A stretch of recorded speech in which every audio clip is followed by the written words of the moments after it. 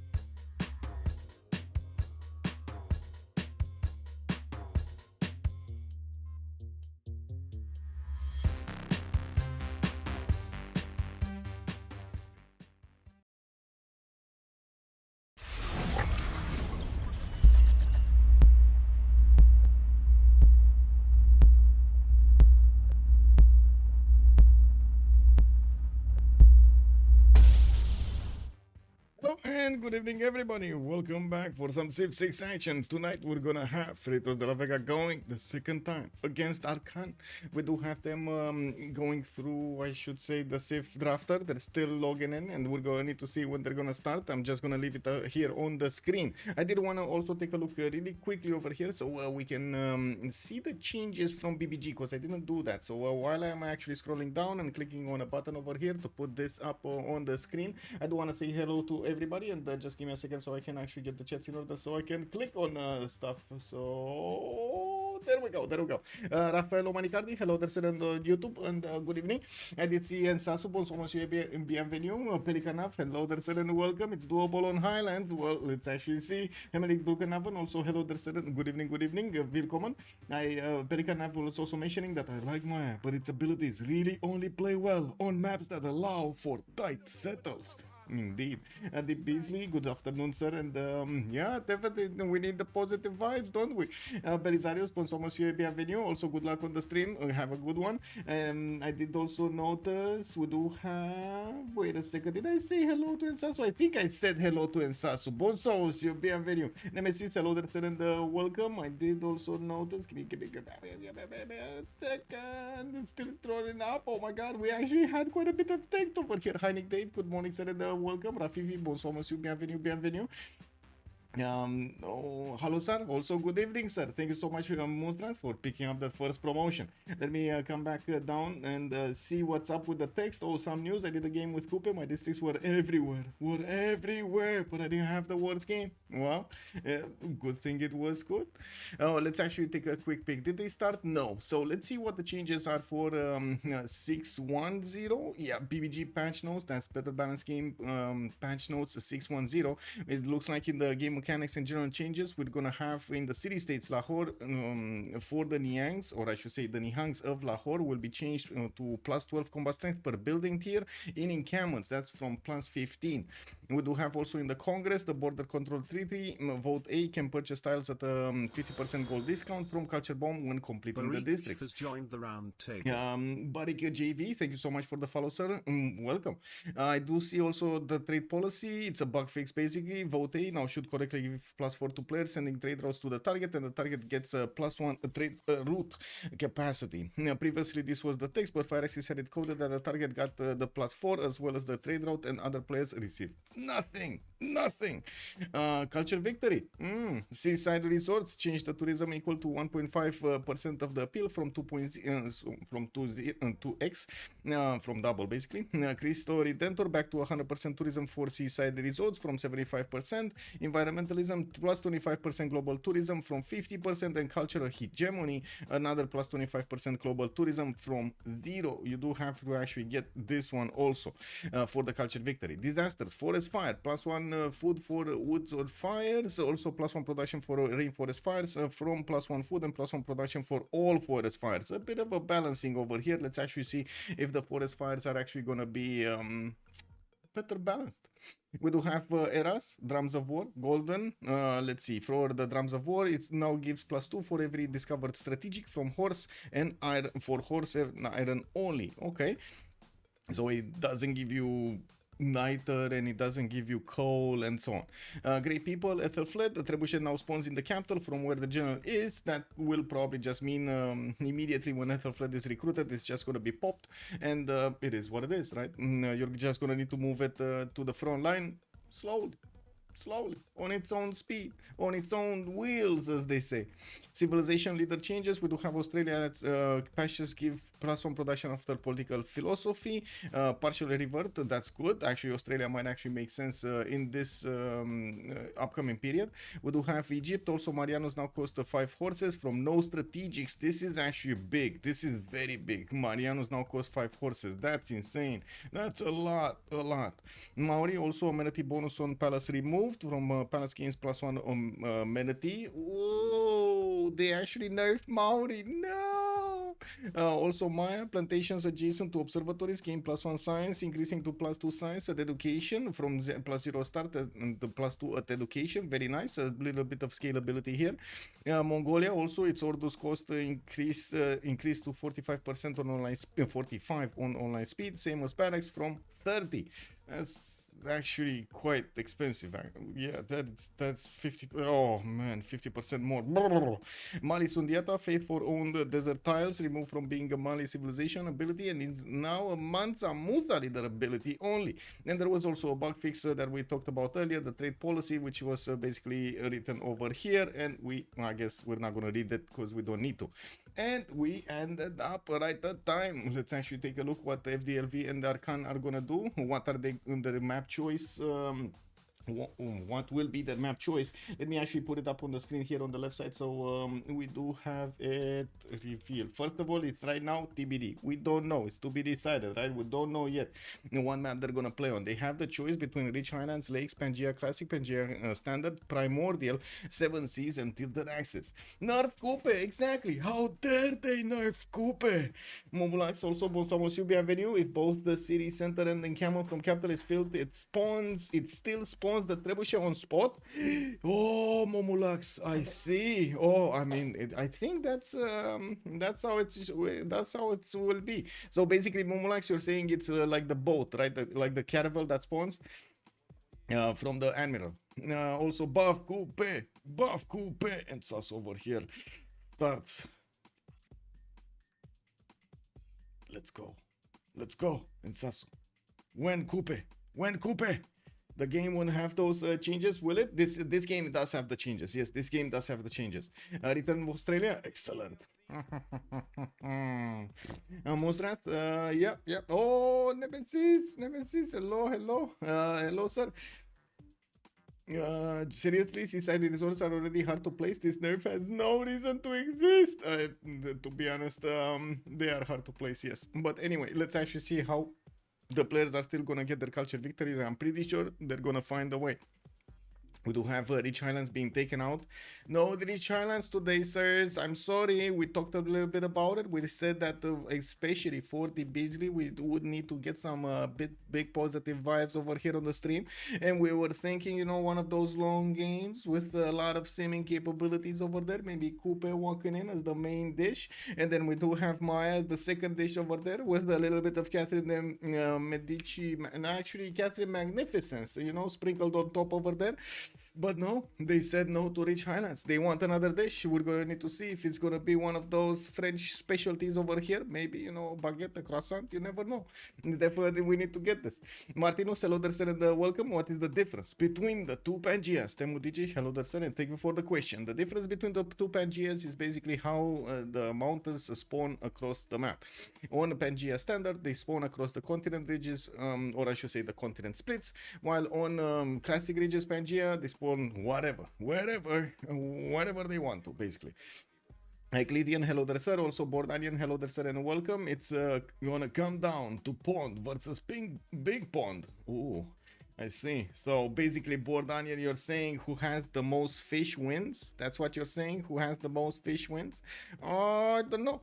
Also, Eclidian, good morning, sir. What do we have lined up for today? It looks like it's a game between Freritos de la Vega and Arcane. I don't know exactly the players in the game. I did notice they're starting to join over here, and I'm not sure exactly who is going to play on which team. I'm pretty sure actually Xifi with Omegaya, Kujo Karen, and Mikado should be playing, if I'm not mistaken, or Guanwell. One of the two, I think. I'm pretty sure. I think, actually, not pretty sure. They're going to play on Arcane. On the other side, we're going to have Tirits with Firsos, with Malm, and somebody that we don't know exactly from who they are. Red Skull, I'm not sure who they are. They might have actually had the names from one of the hidden cups over here, actually. So we don't see their identities are hidden. The anonymous players are walking in. We do have, of course, the map being selected. Pangea Standard Ridges is going to be in today's choice, and I do want to put it up on the screen here. So Pangea Standard Ridges will actually have the mountain spawning on the continent ridges. It will, on the continent splits. It will actually cause quite a few choke points and also defensive capabilities for the players. We're going to need to see if they're going to find a way around the mountains, because that's how you do it, right? Exactly like the hot gates from the 300. You just go around on that secret mountain pass. Apil, hello there, sir. Oh, Red Skull is Sprig. There we go. Thank you so much. Merci beaucoup, Apil. Much appreciated, sir. Red Skull is Sprig. So that's our fourth player from Freritos de la Vega. Now we do have them going through the ban phase, and as you can see, they did take out Catherine de Medici, the Black Queen, on the left side from FDLV. They did also take out Montezuma, while on the right side, Arcane is gonna go for Sumeria as a ban. Let's actually see what is gonna be the second choice over here. Also, Tito, hello there, sir. Good evening, good evening. Thank you so much, sir, and welcome, welcome. Also, Nemesis was asking, does increased tech cost and era gate make people open campus now? I'm not sure if that is the reason they actually open up campuses. There are some players that really like to go and try to chain the district discounts, like campus into commercial, into Gafron Plaza, into it, etc., etc. Although I've seen a lot of other players still trying to go for that commercial slash Gafron Plaza slash maybe even Holy Site placement, so they get the different discounts. It really, I think it depends on the player and depends on the situation. I wouldn't really say they get more incentivized. Most of the time, the campuses, if you don't want to open up campuses, if you don't have like at least +3 somewhere, like at least one +3 somewhere, I'm not that convinced it's that worth it. Also, Black Queen Catherine as a ban. If they're worried about the spies or wants to be the team to use them, where there still is Uzetian on the map, and I'm pretty sure they can pick it up if they want to for the spies. We do have also Chandragupta being banned on the side of Arcan, and another 5 bans need to be put on the table here. 3 of them, actually 3 from each team, would need to be placed before we're gonna see the picks. So FDLV will have the first choice of the map here for what kind of civilization they're gonna want to choose, and then we're gonna have Arcane picking up 2 in sequence. We will need to see the next ban. Kublai Mongolia is gonna be taken out by FDLV. I do see also Macedon is gonna be taken out, since this is a Pangea map. This is the map basically like one single landmass. The players will have a lot more opportunities to go against each other with land forces rather than naval forces. So I'm pretty sure they're gonna try to take out those civilizations that do have a lot of punch. Like they pack a lot of punch over here for the medieval timings, for the Renaissance timings, and of course later on for the modern ones. We do have Mapuche being taken out. Definitely makes sense with its manual raiders. It can cause a lot of problems for his opponents, especially if it gets into the hen house. If it manages to get into the hen house, oh my god, you wouldn't have seen how many feathers would just jump over. Elephant Guy, hello there, sir, and welcome. Arcane have a great read on the meta. Look at these bans.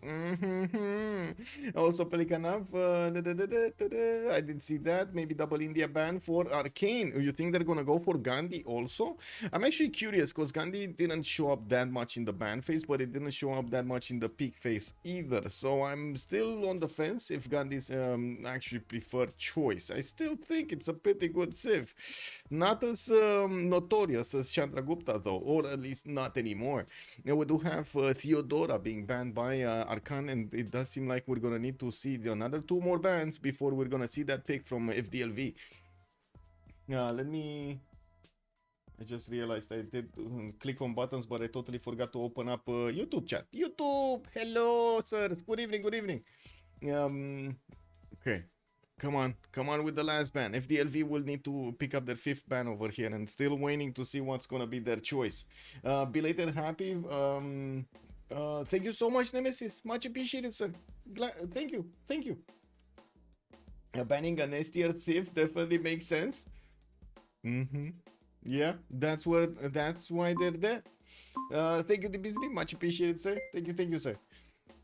I think we did celebrate together. I didn't have something like a drop of alcohol or something to actually celebrate on Friday, but yeah, we did do it together. I dream of Scotland, but it is probably not likely. Yeah, Scotland is out of the meta for a long time now. Still love the amenities, but the players just don't get to play it that much, especially because when you start worrying, and you do want to avoid worrying for the majority of the game, when you do start worrying, your amenities go wee. You know, yeah, that's a problem. Aqua got Aqua won a turn 136 science victory on standard against Deity AI when he was playing Theo. Probably could have done it sooner if he remembered to leave a space portal open in his camp. Yeah, you know the good old trick: if you don't pin your spaceport from turn 1, why are you playing? Please don't drink, then do naked cast. Uh-oh. Uh-oh. Yeah, I don't know about naked cast, man. Yeah, I don't know about naked cast. I need to get one of those, hot tubs in the background if I want to do naked cast. So yeah, like put some text over here on my biceps. Yeah. Saps, good evening, sir, and welcome. It would be funny. Yeah, for sure. Yeah, it would be funny. I mean, Rafifi, I don't know, man. Some people call it water, some people call it vodka. It is what it is. Good evening, sir. We do have the first pick, and the last bands over here looks like Zulu and Goal have been taken out. One of the FV, one on Arcan. We do have a first pick. It's gonna be Mongolia, Genghis Khan, but this is with the Ordu. That's actually quite more expensive right now. I'm not sure if I like that choice, but I gotta say it's very valuable, right? You do get that extra movement, extra experience over there, some extra production, very nice. Ban Mongols to play Mongols, exactly. Yeah, but wait, Pelican. They banned the imposter Mongol and they got the original Mongol. You know what I mean? You see Mongolia over there? That's the first leader that showed up over there with the extra trade route. Oh, with the what do you call trading post, right? The instant trading post from the beginning in the vanilla. Oh, this civilization, man! I remember how many times I needed to declare war on Mongolia when meeting it, like first meeting it back when it was introduced. You couldn't do it in other way, right? You couldn't be friendly with Mongolia until they actually took out the trading post with PBG. We couldn't keep Mongolia as a friend anywhere. Yeah, Michael, save that for your OnlyFans page. Woo! Yeah. Anyway, we do see Kope. Cooper is being chosen. Yeah, you see the Beasley. Look at that. It's starting to happen over here. We got FDLV going for the spice, for the juice. We got also on the right side Arcan going for the spice and the other juice from Scythia. We got over here Uzetian showing up, and looks like now it makes sense why they banned Catherine de Medici on the left side.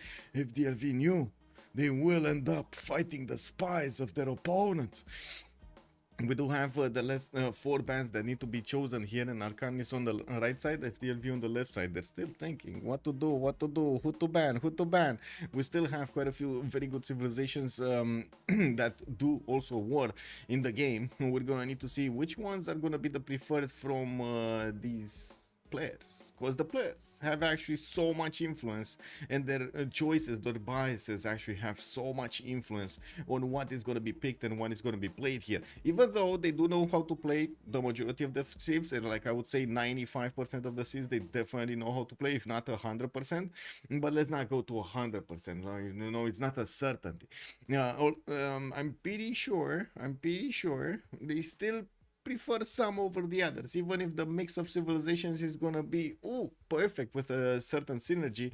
The players are gonna still, but why do I need to play Elizabeth I? I want to go for Maori, like it is what it is. I'm gonna do that too. It is what it is, Now, when was the last time we saw Congo? Oh, long time ago. I think, wait a second, we actually saw, didn't we see Mubande last time? We didn't actually see Congo Movember, right? We saw Mubande.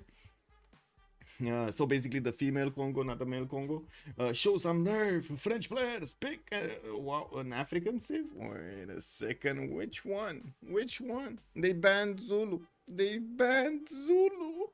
Anyway, Mapuche, they banned Mapuche also. They took him out. They did him dirty. Look at him over here. Just look at his eyes. He's still feeling remorseful over there. While Shaka, his demeanor is imposing over there. Let's actually see what are the bans here. Poland and Russia gonna be taken out by Arcan in the last 2 bans. I do see FDLV did take out Gran Colombia, and they have one more choice to go. 20 seconds, and they're gonna need to pick something. The Paka Cutie, yeah, well, let's see the picks. Rome is gonna be the ban for FDLV. There still is Julius. Don't worry, we still have a Rome in the game.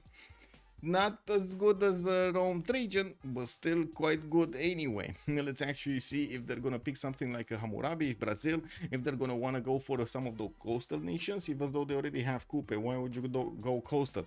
And I gotta say, I kind of miss the days when we actually had the Coupe just roaming the seas, you know, just trying to find an enemy's capital and settle next to it, min distance, buy a warrior and go stomp. That's how it is. That's how Coupe works. You know, in our memories, it's drilled in over there. Oh my god, you think of Coupe, you see him being picked up by somebody, you need to expect your capital is gonna be forward settled. Yeah. Do you guys remember the days when we had Coupe over here for settling everybody? I thought Inca was on Central America, by the way. Yeah, true. Inca was in what is now Peru, Ecuador, and Chile. Yeah. Arcan takes Australia. Australia. Ooh. They didn't actually. They did go for Hungary, not Australia. They do have one more choice though. They just need to wait for FTLV to reveal their full roster, and they're gonna make a decision afterwards. They're gonna need to see what their opponents are coming to the table here. Cusco is in Peru. Yeah, Maya and Aztec are similar locations and cultures. That's South America. Tamar. Ooh, ooh, ooh. I'm not that convinced Tamar is actually that preferred in the games. Don't get me wrong, I may like it. However, it does seem like it's relatively slow compared to the others. Anyway, Persia is going to be picked up by FDLV. That's going to be Nader Persona, and they do have another choice to go. They didn't ban Cyrus, so maybe they do get the double Persia Wham Slam. Although, that's so much competition on the merchant screen. And we're also going to see, I'm pretty sure, Hungary try to pick up quite a few of those merchants. It does have the ability to project power across the map using those city-state levies, and I'm pretty sure he's going to want to keep at least one for himself. And we are still waiting for FDLV to think about their next choice over here. This is their final one, final choice. Just a few seconds and we're gonna know who it is. Julius has been forgotten. Yeah. Also, my Kiyosaki didn't know what the Mayan used to do. I mean, a lot of stuff has been happening in our history, Monkey Wazaru. It is what it is. Mistakes happen, you know. People need to learn. It is what it is. Ram69, bonsoir monsieur et bienvenue. They didn't ask to overland and Maya used to occupy before they suddenly come left for no reason that we can discern. Perikanov, wasn't it because they poisoned their fresh water, basically? Because they did all of that stuff. If I remember, I did read something about it. But anyway, that's kind of like really, really weird, really weird and dark stuff. Maybe you want to read it yourself over there. I don't really want to speak it on the stream. But if I remember correctly, they did actually figure out what was the problem. Anyway, Mexican cities are descendants of the Aztec cities. Okay, Julius Caesar is in the game. We do have him right here. As you can see on FDLV side, on the right side, we do have Arcan that do need to pick up their fourth. Now, maybe in Civ7 we'll get Maya into Aztec. Oh my god, just that I gotta say that whole idea over there of having like three different games into one game, just anyway, we're gonna see how it actually feels in the game. We do have another Persia being picked this time on Arcan, and both teams will benefit from one of the Persia nations. So let me actually double check if I do have 0 MS to anybody, so I don't cause any problems in the lobby here. I do also want to double check what kind of mods they're using. Ooh, I have a lot of the UI mods that are still here. Give me a second. I think I still have time to rejoin really quickly and take those mods out. Give me a second. I just realized this. Like I was in one of the games in CPL. What? Hello? There we go.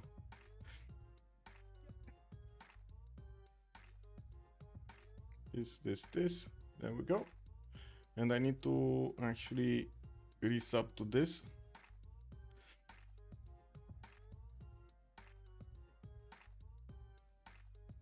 This is mostly to trigger the update. Maya had already declined by the time that the Spanish arrived. True, the Aztec culture becomes Spanish because of Spanish conquistadors. We got new news about Civ7. I don't really feel the community takes care of it. I mean, the community in general actually slowed down quite a bit in its, how to say, hype. I think the the correct word for this is actually hype for Civ7, as they are starting to think quite a bit and compared to Civ6.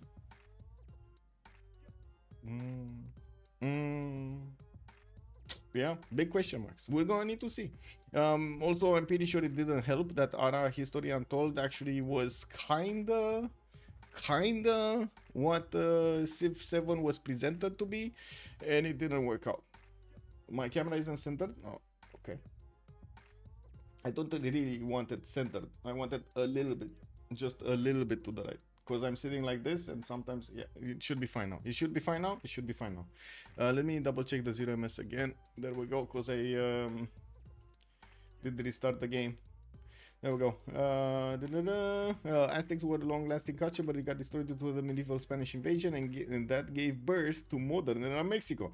So for a second, I thought you were talking about the white cap mushroom for the name I wish, which basically causes such that you're the same as extreme radiation poisoning. Oh my God, Pelican, that's wow, wow.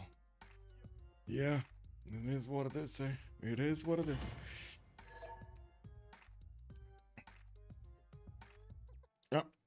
Okay, so what do we have here? Cujo Karen is actually going to be the one casting. We do have Malm going for Genghis Khan. Oh man, he's going to want to put up a stream or show tonight.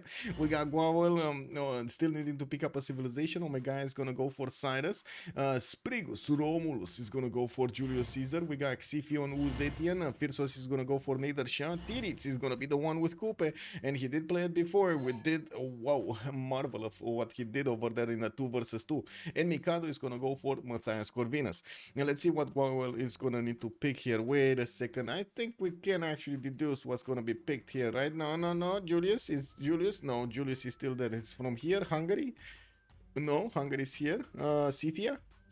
There is no Scythia, right? Scythia. He needs to pick up Scythia. So wait, let me get this straight. We're gonna have Pangea standard rages with 2 war nations. No, sorry, 4, 5, 6 war nations fighting for all of them fighting for a general over here.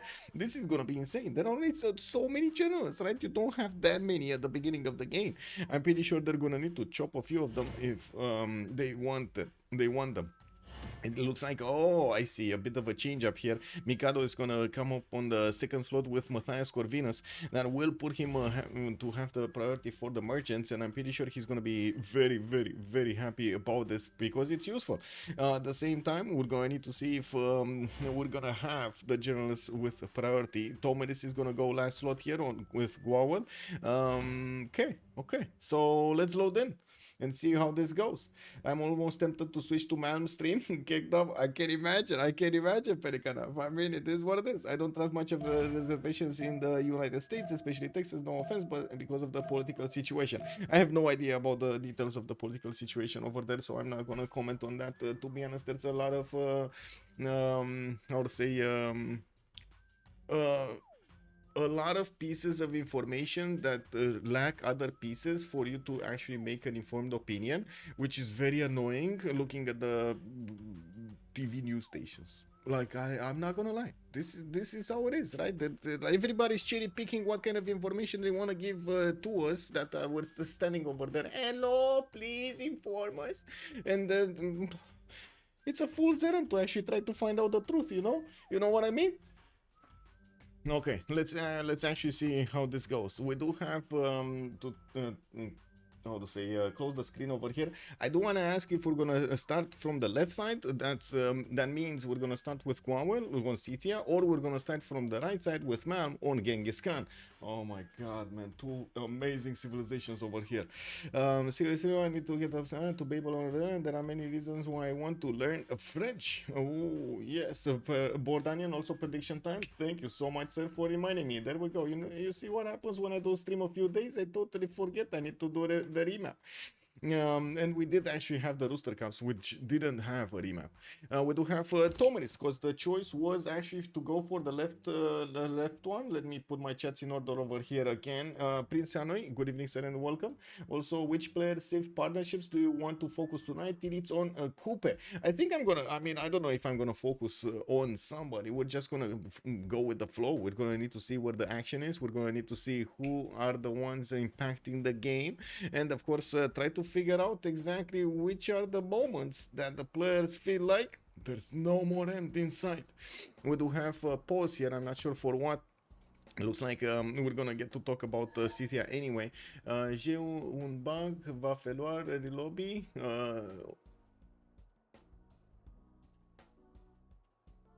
I don't know bouger what means bouge, but anyway, yeah, Omega is saying that he has a bug. I'm not sure if he is asking for a relobby or something, but I think he's asking for a relobby if I'm not mistaken. Did he settle or something? Like what happened over here? What was the bug? Did he? Oh my god! Oh my god! I saw something spicy. Move. Oh, he settler moved. I see. So he misclicked basically. Took a response right from the get-go. Well, let's see if those are gonna be that cursed. I see. Bouge does mean move.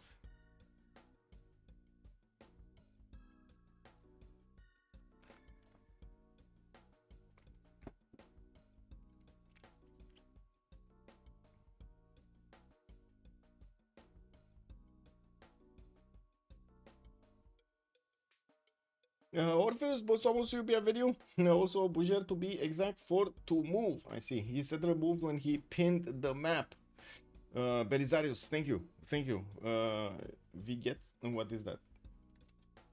Give me a second, let me put it through a translate because I don't know what this.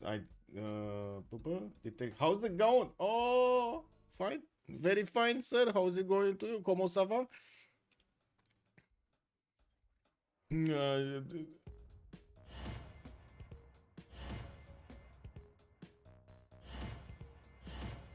Was trying to figure out if I should actually make a joke that I don't actually know that much German, but yeah, it is what it is.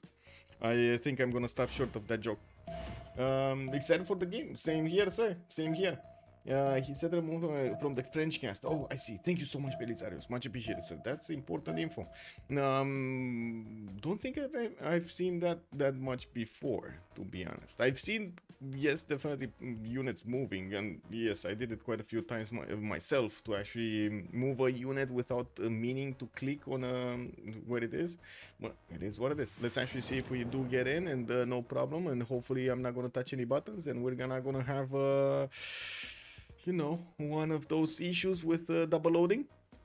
I did see today during the game. I had one in the morning. Ooh, that was quite rough. We actually had quite a few relobbies because disconnects from players from around the world. My power cut out like 2 times and stuff like that. But at the same time, we had no problems jumping into the games and loading into the games with you know, that hands up maneuver over there. As in you don't actually have you don't press any buttons until the turn actually starts. Now this worked nicely. Until sometime we actually started the turn, the player started clicking buttons after it loaded in, no problem, and started double loading in the middle of the turn. We were like, Pikachu, what is this? You know, like what's going on here? Maybe double clicked unconsciously. Yeah. There is another one, move on. That looks like the English word, but the conjugation is pretty hard. Je mets to me, il me, nous mouvons, vous mouvez, il mouvant. And to be honest, we only use as a transitive verb. Oh, I see. Well, let's actually take a look at Guawel here. We do have Scythia with his 2-2s around him. His 2-2 base underneath his capital city, and I do see he's gonna have quite a few other cities to settle here. No enemy to the southwest. That means all of this land basically is his. He has a lot of fresh water to go for, and multiple cities to also go for. Now, with some fertiles to the southwest, also some diamonds in the northwest, we do have him with a 1-tile choke towards the east side that will put him directly into Persia's, I should say, neighborhood. And by the looks of it, on the Volca lever is gonna go towards Volin also. We do have also past the mountains, Malm here, which will have quite a few rivers to go for if he wants to pass an army towards Scythia. This is not the best matchup ever between them. I'm pretty sure Mongolia is gonna be happy to just, you know, capture a few of the Syrian cities, or I should say units, because remember, Mongolia does get the opportunity, if it does a lot more damage, into how to say, two enemy calves to actually capture them with his own calves. We do have Guawel benefiting from horses and iron, first ring, a coffee tile for the extra culture, and I think we can move on to Uzetian, which is gonna be on the coast, on the western side of the map with Shendu. I do see he's gonna have his 311 fish off the coast there, and I do notice he's gonna have a few freshwater cities on this lake over here towards the northwest. That's not bad, putting a city over there on that tribal village, although it's only a 2-1 base. Now we do have him also to the east side with Hungary to have an ally next to. And Liu Kang, thank you so much for the 25 months. Much Thou shalt be appreciated, sir. knighted primer. Liu Kong 319. Thank you, thank you, thank you. I do see Shendu is also going to open up with a builder first and not go for his scouts. I do have to say, because Xifi is on the coast like this and he has Bura on the right side, he knows that he's not going to have anything to scout in between. We also have Pokrovka here, which will figure out quite quickly that there's nobody to the south of Taruga. And well, of course, China is just going to have basically free sim most of the game. We do have also Megaya in the middle, in between multiple civilizations, next to Persia, that's Nader Shah, next to Nader Shah. To the south, it's gonna be Mongolia, and to the east, it's gonna be Kupe. We do have Maori over there on the coast. Pasagade is gonna have also his north with quite a few floodplain tiles to put down his Temenaki if he wants to. He also has in the southeast. Actually, wait a second. This is not a bad Lady of the Reeds and Marshes, I must say so. 2, 4, 6, 8, 10, 12, 14, 16, 20, 22, 16, 8, sorry, 18, 20, 21, 22, 23, 24, 25, 26, 7, 8, 9. Wow, that's a lot of production. But anyway, we do have him starting to scout out his northeast, and I do see he's gonna go towards the Maori capital over here slowly but surely. Pasagade is gonna have nobody to trade with. I'm pretty sure he's in between his opponents. This is one of those situations in which you kind of want to click in cannons and get them as quickly as possible. I would imagine. Yeah, there we go. Omega is gonna go for his mining. He did just buy an extra scout. His team actually gave him the money, so he can gather as much information as he can from his surrounding territory. Zaloni Yedreds, good evening, sir, and welcome. Thank you so much for the follow. Nice coastal trade up setup for FDLV. Yeah, we do have Rome over here that can easily trade with Maui. This is going to be amazing for the gold generation. We do have also on the other side, maybe at some point somebody's going to get on this coast, but that's a big maybe. So we don't know about that, man. Anyway, we do need to take a look if they're actually gonna pick this map. This is still turn 6, so let's take a look at Hungary and then come back and then move on towards the other team. Buddha is gonna have 3 tiles, maybe just 2 tiles actually, from the Pearl of the Danube to work. He does have some forests right now on them, and I do notice he's gonna have a lot more spaces for that bonus to appear.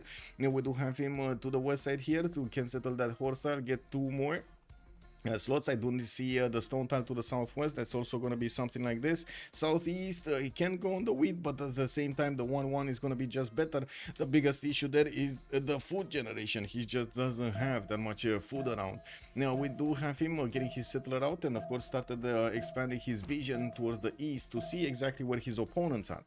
Looking on Kupe, he does have Tehonianganoya Kupe on the coast. He does have some whale tiles to improve the reef fish, and I do see he's going for his settler as quickly as possible. Old Faithful towards the northwest of that capital, and he did figure out where it is. Actually, did he see it? Yes, he did.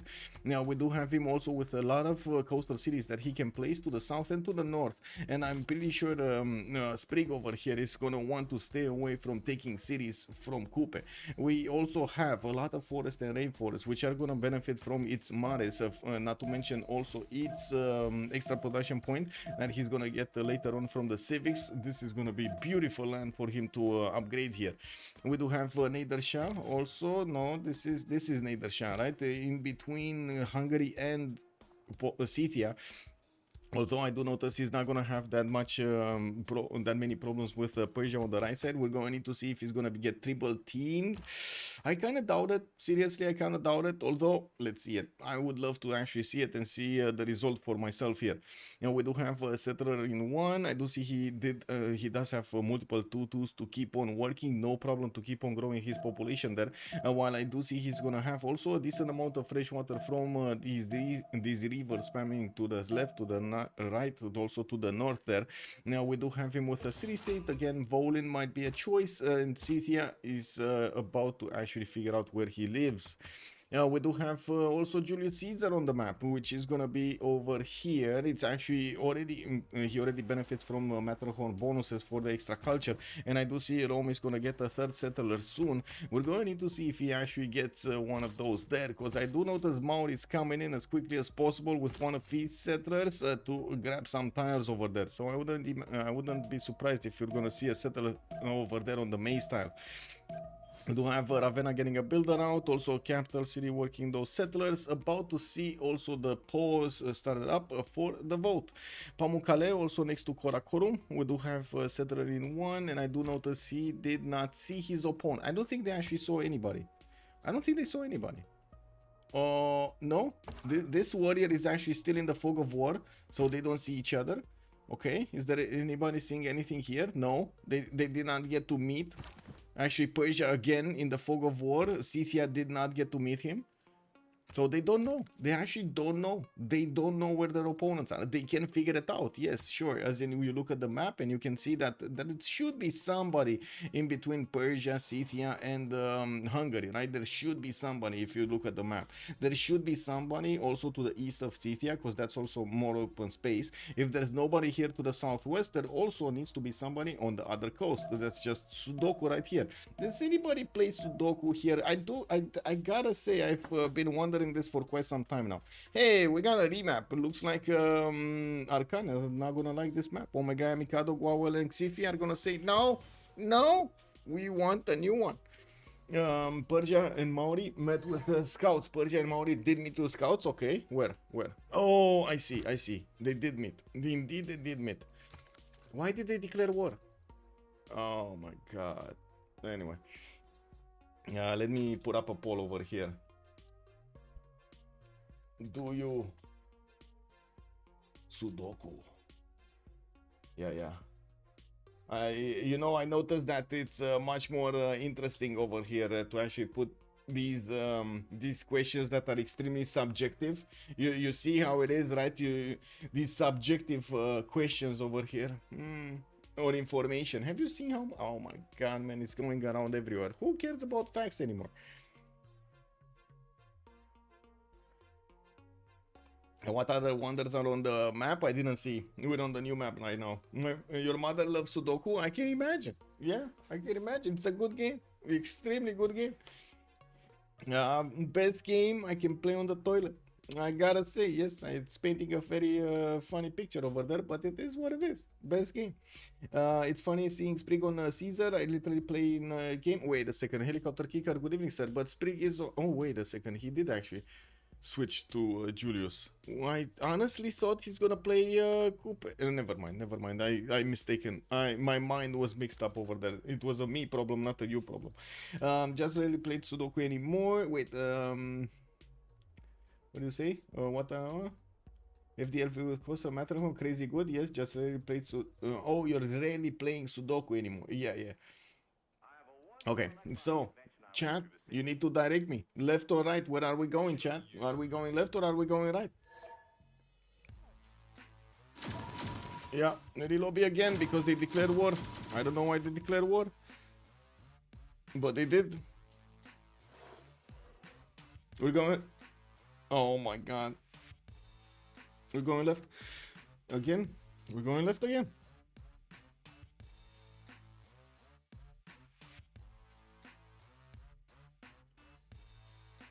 Yep.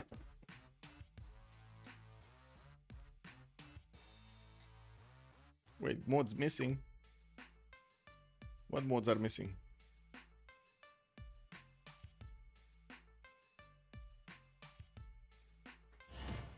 I think I need to rejoin. If I still see that message. Wow, only 5 people, only 5 viewers actually played Sudoku or do Sudoku. Wow. Wow. Okay. I mean, I think we need to talk a little bit more about Sudoku over here, so we get everybody up to speed, no? With the logic.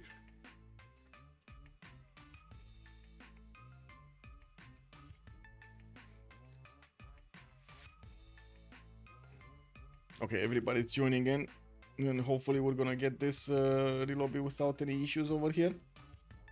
Hands up, you know, the hands up strategy.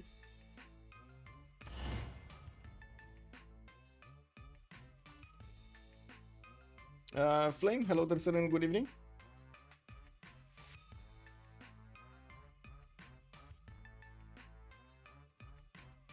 My Sudoku is making Pokemon team with Mons that aren't the same type and not the same generation. Oh, I see. So you're basically trying to build a 1, 2, 3, 4, 5, 6, 7, 8, 9, 10 line over there. Well, 9 line because there's no 10. With Mons, okay, sure. Yeah, whatever works, man.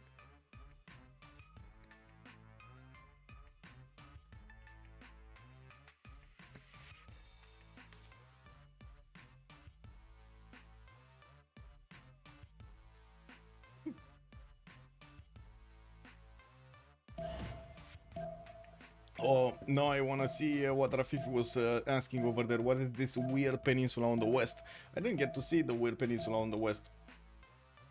Okay, we're loading in, and I stopped touching buttons right now. No more button touching. No more touchy feely. Going in. Slowly going in. Okay. Actually, we're going in fast.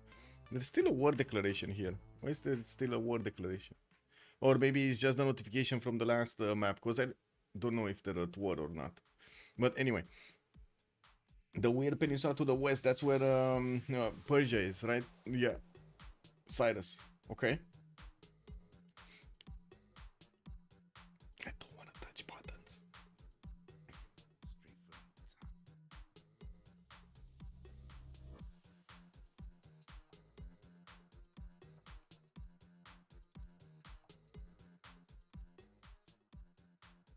Okay. Should be fine. Okay. So, let's see. Dun. Okay. So, it looks like chat was saying from the left, we're going to take a look at where Tomeris is again. And let's actually see if this time around he's going to have a much better neighborhood. We do have him, okay, here, west of Maori. It looks like Scythia might actually have an opponent to go against. Arcane is going to have Maori on the east side next to Scythia.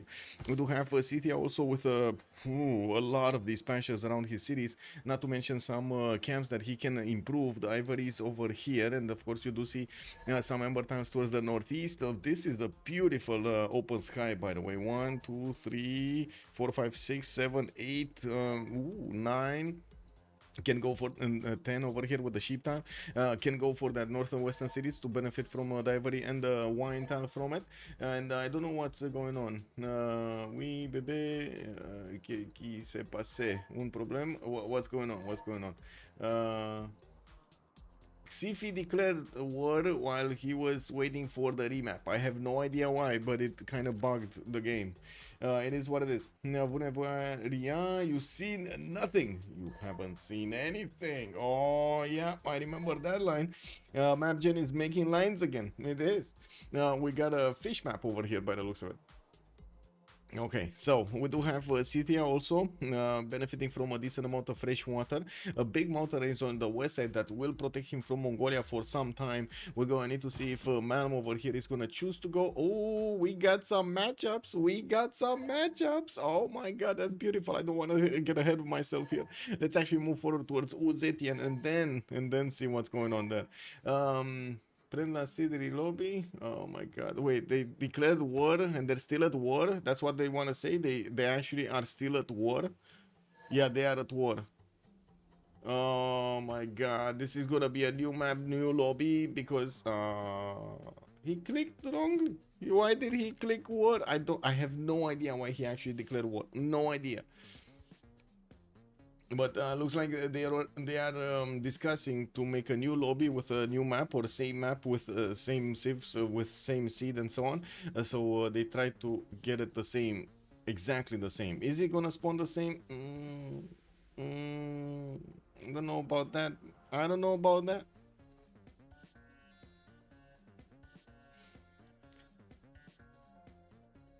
They're debating. Anyway, Wuzetian, let's see. In between the mountains, some geothermals for good campuses, +3 is over there and a +4. I do also notice he's getting his scout out in 3 turns and working on 1-3 tile. Will probably want that rice for the extra food. Has a Lake Red Bat to the west side, which also will benefit from a cattle tile and a 3-2 banana to grow that city quicker. Not to mention, could just settle the tobacco for an extra amenity. We also have him to the east side with quite a few cities to settle before he's gonna end up face first into Persia, while I do see Zanzibar is gonna be between the mountains here. I'm pretty sure he's gonna want to seize that. If not, take it down. Now we do have also Cyrus on the western side, which is gonna be actually this is not the good Cyrus. This is Nader Shah. This is Cyrus. We got Pasagarde here that will actually get to fight 1-1 against Rome towards the northeast. We do have Pasagarde getting a scout out in 3 turns, and I do see he's already benefiting from some extra gold from his truffle tiles. Has a warrior to keep moving to the west side, and has quite a few huts to actually benefit from. Look at this. In the span of just one peninsula, we got 4 goodie huts. 1, 2, 3, 4 goodie huts. This is amazing. He has 5 goodie huts around his cities, another one to the southeast. Oh my god, he's gonna be so happy about this. Like, look at this. There's no goodie hut here. Like, look at this, guys. No goodie hut. Literally no goodie hut around the Mongolian cities. Oh my god, I see a goodie hut. It's one, oh, excuse me, it's one goodie hut to the south. Anyway, now let's take a quick pick on, never mind, they disconnect. Jarif, vocal. Okay, they're discussing vocally what to do. Okay. 6, yeah, in 10 tiles, insane, man. That's some Andrew level spawn right there.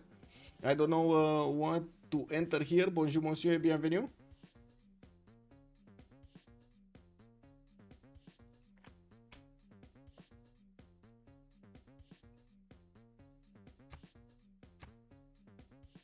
Okay, we're getting back in.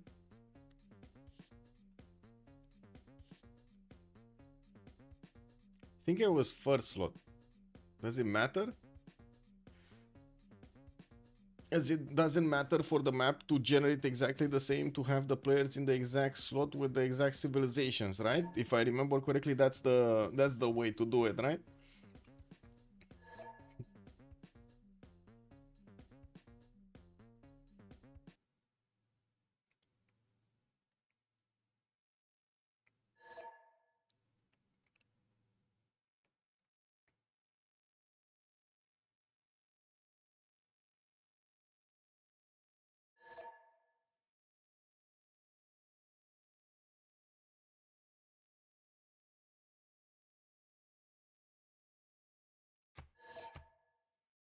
Okay, players getting in, choosing their civs slowly but surely.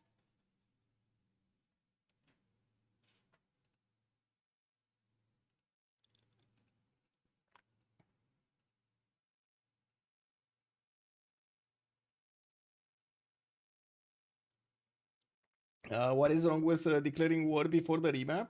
When you do the remap, if you do declare war during the remap, unfortunately, during how to say, or around the time the command was given, unfortunately, the war declaration carries over into the new map, so you are just at war with your opponents instantly. You don't get nobody gets the boost, and I believe you actually see the your opposing civilizations immediately. So yeah, nobody likes that.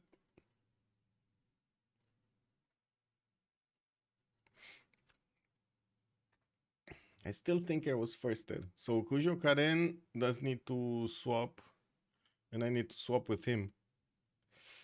Yeah, that is kind of bad. That is kind of bad. Yes, that's why that's the reason they want to do this relobby, so they fix that problem.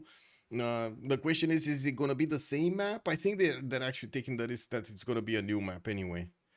Free remap. It is what it is.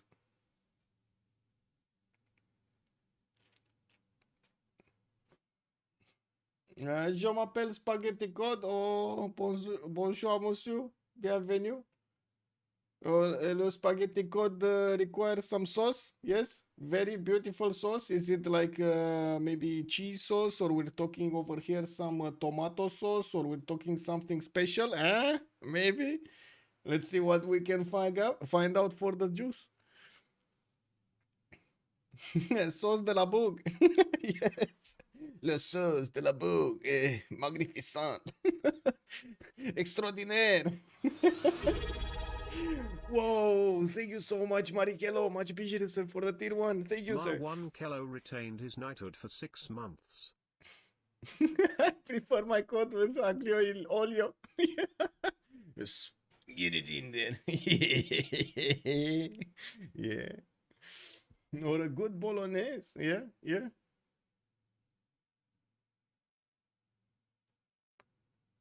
Yeah, but you know, the bolognese doesn't actually do your stomach dirty. You need to pick the other one. What's the other one with the cheese? You know, you need some carbonara to actually mess a little bit with, you know, your engine, to go for the engine. It gives it a little bit more nos, you know, whenever you're gonna actually move around or, you know, walk on the street, you're gonna see a little bit of a bump over there from the nos. Woo! I haven't had that Alfredo in forever. Yeah. Yeah.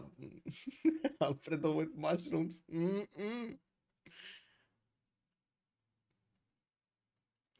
Okay, we're just needing to wait for Guawel. No, Guawel is here. I don't know exactly who's missing.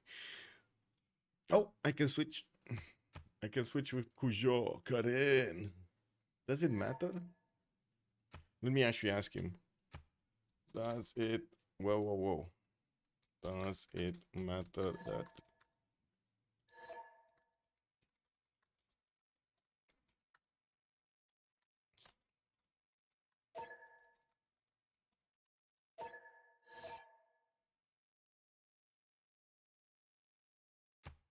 Oh, I wanted to send a message to Cujo and I sent it to Malm? Oh my god.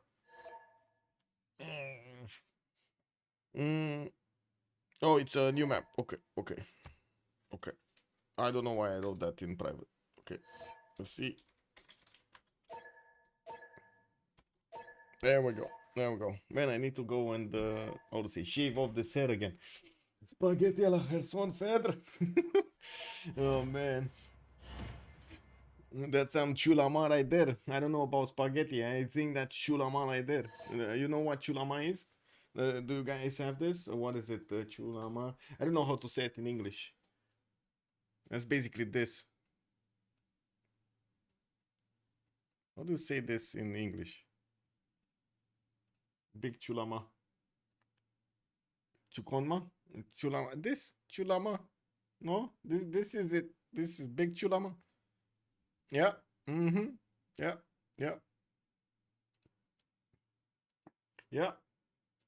It is what it is.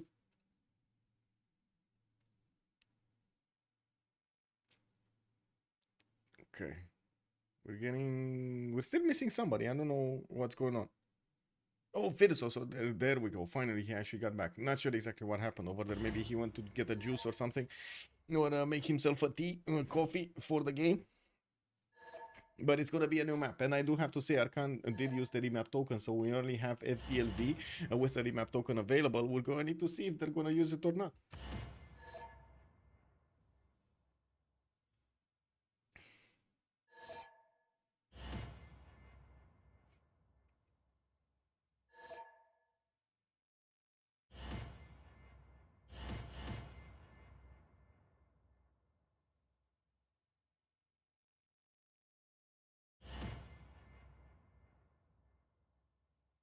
Okay, just waiting for Fierce Entities to ready up. All of the boys are in the slots. This is gonna be a new map. They're not gonna keep the other one because it was kind of bugged, and I don't think they want to take the chance of you know, getting back on it without actually it being it, without knowing if it's gonna be it or not.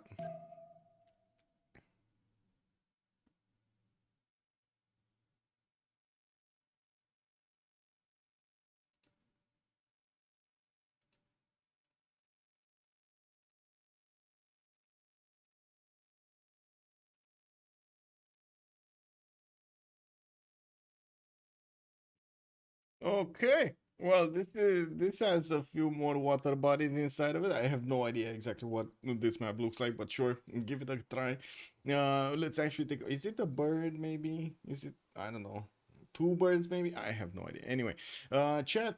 Left or right? Where are we going? Last time actually last two times you told me we need to go left. So I don't know. Do you want to try a right this time? Maybe maybe a right side, or is it gonna be still left? We're going left, Lancer? Okay, we're going left. Go on well. Go on well. I see what it is. You actually want to see what CTA is to see if there's anybody that's gonna get it this game. I see how it is. I see how it is. I mean, totally makes sense. Don't get me wrong. CTA might actually cause quite a bit of a stir if he has an opponent next to. Guawel does have Paititi next to him. That doesn't look like an opponent.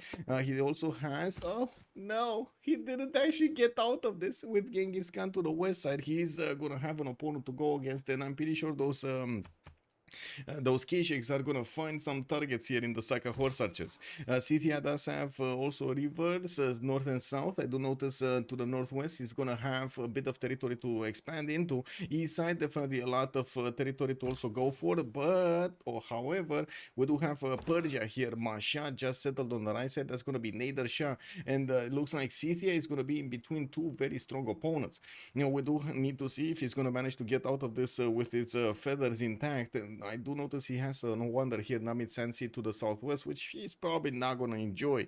We do have a strong settle on the Paititi, getting those extra culture points and the extra goal points. Unfortunately, it will be quite far away for him to go for it immediately, so I'm pretty sure he's either gonna want to settle non-fresh or directly on Paititi, or is he gonna want to wait for a B3 or something B4 to go for the copper.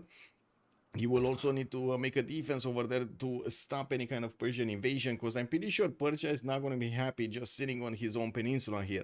And we do have Uzetian also, northwest side of the map. Shendu is going to get his scout out in 3 turns. This time around, looks like he's going to want to take a look at this. I just realized the music isn't playing, and I put it up again. We do have Xifi here with China, also benefiting from some mountains to get his campuses. Not that many city spots.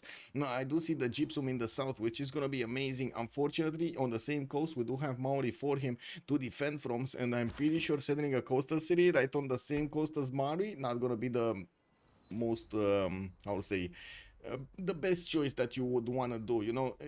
Not gonna have that much wisdom in the choice. We do have also Cyrus, which is going to be here.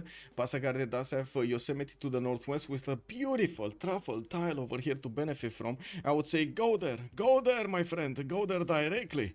We do have him with a scout coming up in 3 turns, and I do notice he's going to have a lot of lakes around him. Definitely a lot of truffles to get the gold going. I see 1, 2, 3, 4 just in the capital city, which I'm pretty sure he's going to get some more in the other cities. Yeah, there we go. On the western side he has some more over here, and I do see the Yosemite tiles are amazing over here for so much gold, so much culture from his second city. We do have Cyrus quite protected from everybody in the game. I do think all of these one tile chokes are gonna be terrible for anybody trying to pass through them. It's also gonna be a bit problematic for him to get everything done on his sim, although I do believe he has some possibilities over here to work 9 to 10 cities quite nicely. What's going on with another one? Oh, recheck more. What?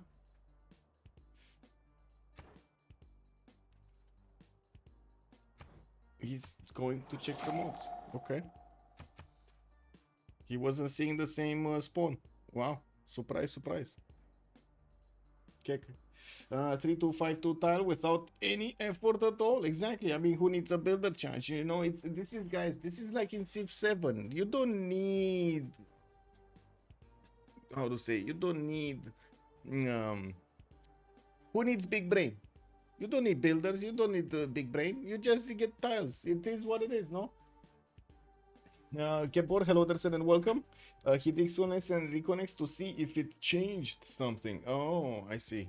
Well, it will change the map, right? Yes, if he's rejoining, he's gonna probably see the good map. And I hope we're actually seeing the good map also, because I don't want to talk about this again. They removed the builder from a simulation game. Yeah, who's gonna build stuff now? I don't know. It feels kind of a weird idea, to be honest. At first, I didn't really care about it, but when I saw the massive failure of Farah, which also didn't have a builder. It's probably the closest that we know as gamers. That would be a close comparison to Civ 7, and it failed spectacularly because it was missing the elements that it needed to actually be a good game. Am I the only one concerned here? Am I the only one concerned? Like, really? Anyway, we'll see. We'll see how things develop. There still is time, guys. There still is time. Let's see. If you could pay a price to instantly remove all Civ6 technical issues from the game, how much would it be?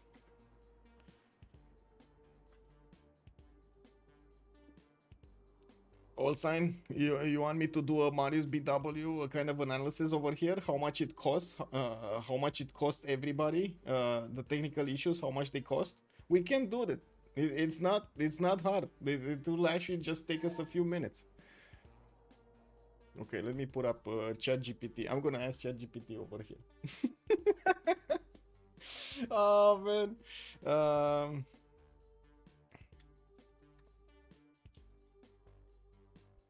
Okay.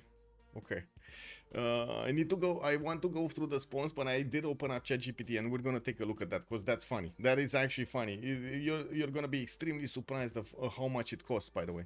Let's actually take a look at Hungary. Matthias Corvinus. We got Buddha here with horse style. He does have a scout tile in scout in 2 turns, and I do notice he's also gonna have some geothermals around him. This time around, he also has 1, 2, 3 tiles for his Pearl of the Danube, or 4th one if you take into account the horse to the west. But I'm pretty sure he's gonna discover that animal husbandry.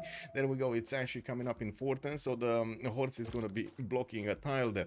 We do have him also to the west side of Mongolia. He does have the Chocolate Hills southeast that he could grab a cattle tile and also grab those deers. I wouldn't be surprised if he's going to try to get closer, although I wouldn't really recommend it. Unfortunately, if he does go for the cattle tile, he only has a single tile for his Pearl of the Danube. Not really the most, the best thing that you want to do here. I also don't think he's actually going to buy these 3 ring tiles out because, oh my god, that's going to be a problem. We do have Coupe over here with Scout coming up in 110, and I do see he didn't go for the builder first. We do have him with a single tiki hut this time around on the west side, and I do notice he's gonna have that coast towards China, which he's probably gonna want to settle anyway. To the south, a big coast for him to develop cities on, even though he does have Rome to the right side as an ally. Oh, that's actually fine. That's fine. He's gonna just free sim over here. I don't think Uzetian is gonna be that much of a challenge for him on this coast, so I'm pretty sure this is going to be free sim Coupe. We do need to take a look at Nadershah really quickly. This is not Nadershah, this is Nadershah. Mashad coming up with a 3-1 sugar tile. He does have his scout moving, warrior moving through the coastline, going for that tiki hut. We do have the scout going towards the north, and I do see 2 tiles over there, 1 to the northeast and 1 to the northwest, and that are gonna get picked up soon. He has all of this peninsula to settle, and also we'll get to trade punches with Scythia to the southwest. Unfortunately, these 1 tile chokes are gonna be quite a problem for him to get his army through. We're gonna need to see how he's gonna try to make his logistics possible and try to get roads, try to get those units faster through this territory, so he can actually get them quickly to reinforce on the front line. We do have also Rome. Rome is gonna be here. We got Sprig in between the mountains with quite a few geothermals of his own. Actually, I say quite a few, but it's actually only 1 next to the mountains there in the north. Some +5 campuses that he might actually not reveal, while we do have a city over there in the north. I'm pretty sure he's not going to get to settle it. Not that many times to work, and you don't want to work the mountains. They don't give you anything if you're not big Inca. We do have him meeting Hungary to the right side, and of course he knows that he will figure out that to the southeast he's going to have an opponent. Good thing is he does have a decent amount of cities to place in his core, and I would imagine he's going to want to get the city next to Banana, next to the city to the southwest, next to those amenities, the amber tile and the gypsum tiles, not to mention another one to the east side over here with a lot of chops in it. We also need to take a look at Genghis Khan, which is already starting to improve his horse style, and I do see a settler coming up in 4 turns over there. We do have Scythia meeting Genghis Khan on the left side, and I gotta say FDLV has the choice to remap this or not. So we're gonna need to see if they will choose to get Scythia out of this situation, or they're gonna consider this is normal. That's why they picked Scythia, right? Immediately after Genghis Khan got picked, I do have to say. Building hut for Mongolia, exactly. This map and the lakes mountains are going to make so many pushes nearly impossible. Shaklong, good evening, sir, and welcome. I'm glad to see you. And also, Hungary is dead. You think so? I mean, you think he's gonna be caught in between a rock and a hard place here, Mongolia and Rome, just you know, sending units towards him? It might be. And let me actually put this up over here. What was it? Whoa! What is this? Why is this starting to talk over there? Don't talk. This okay. Assume an average.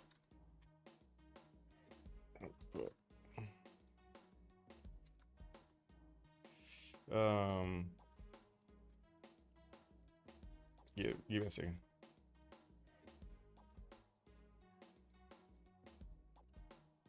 Average.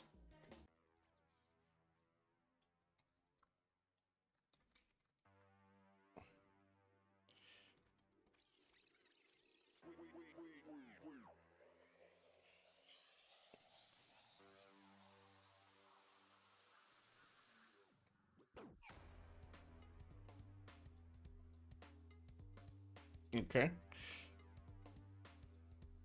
So,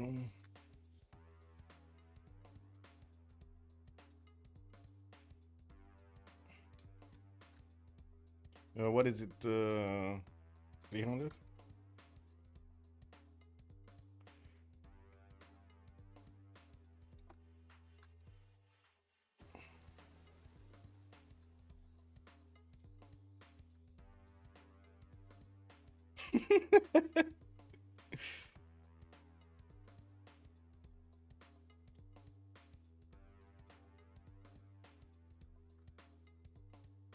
To go through the errors.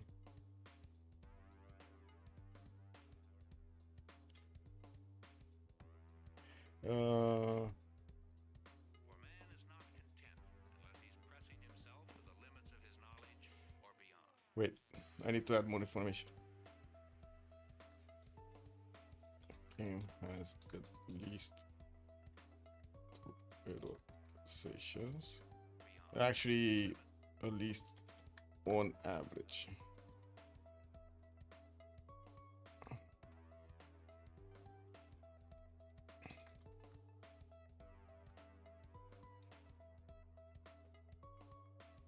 How many players we have? 54. Let's see if it gets.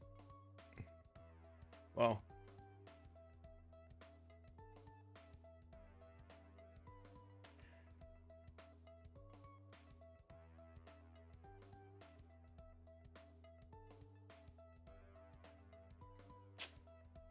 It's yeah.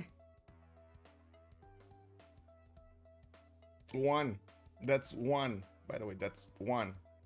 If you start multiplying by how many games? Wait, 50 split divide by 10 5,000 kick 5,000 games, right? 5,000 games multiply some games a day with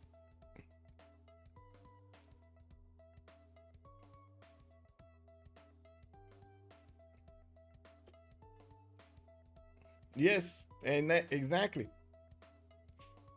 That's time lost in money. Yes, that is time lost in money. This is time lost in money. Oh man.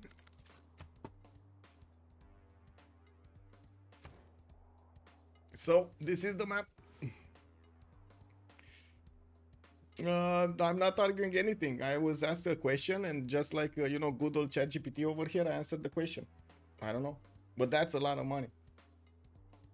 Someone get money on this. Yes, all silence. Let's see. Can he double check my math? Let's see.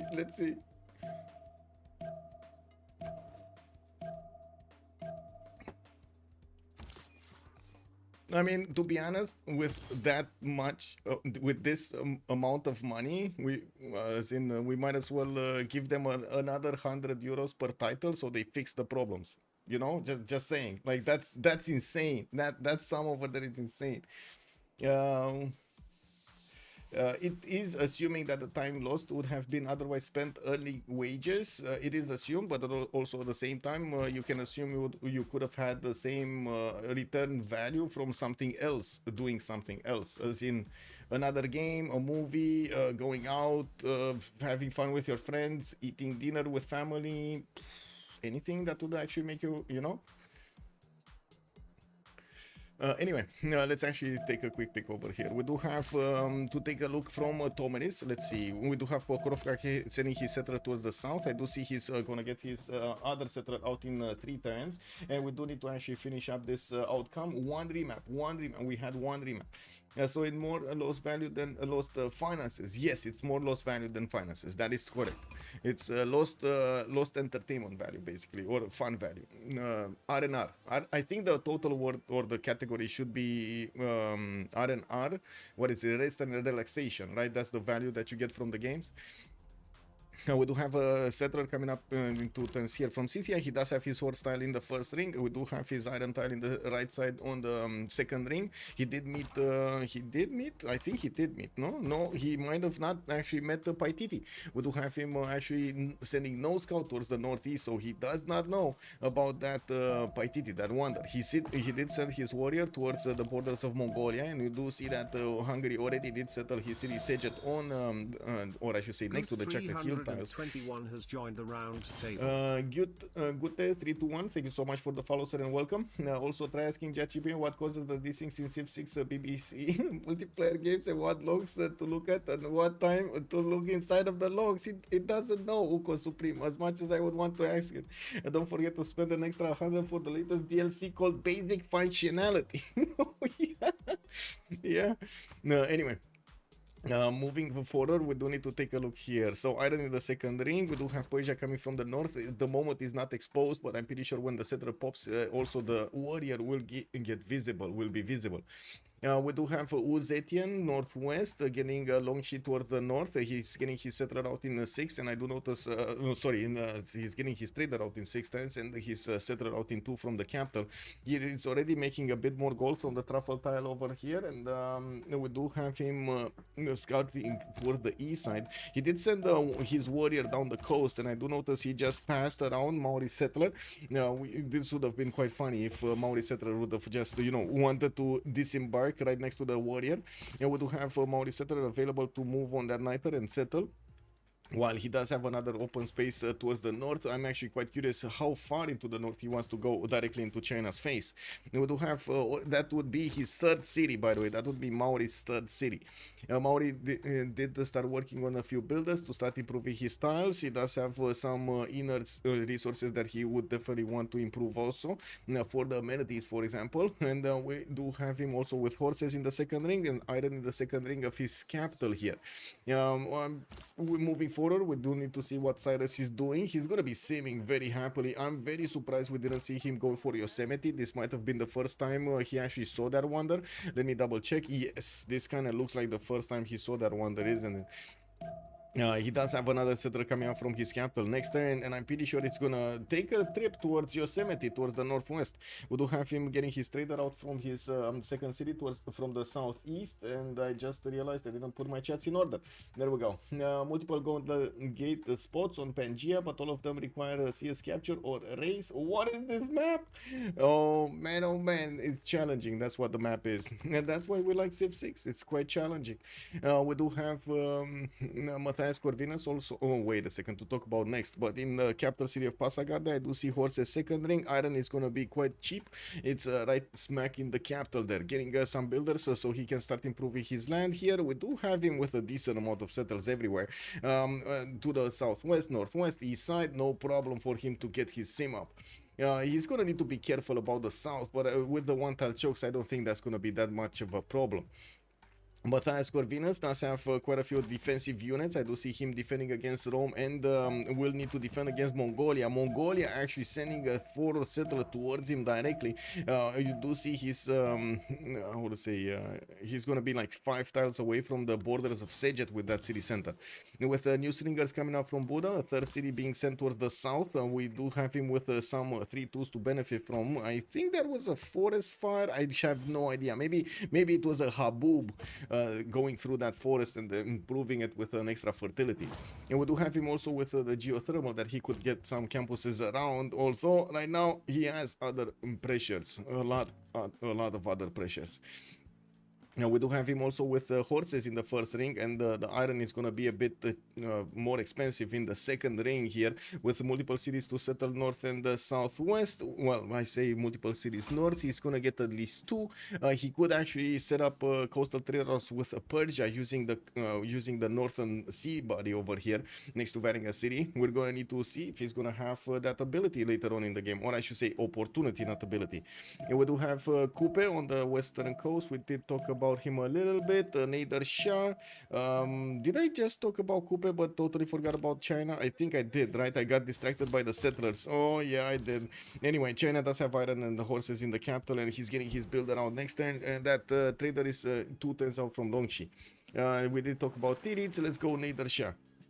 Bakhtri Mashad sending his third city towards the west side on that oil tile. We do have him with the trader from the capital actually. I'm very curious if he's gonna go for the capital or he's actually gonna put it in the other city and send it to the capital.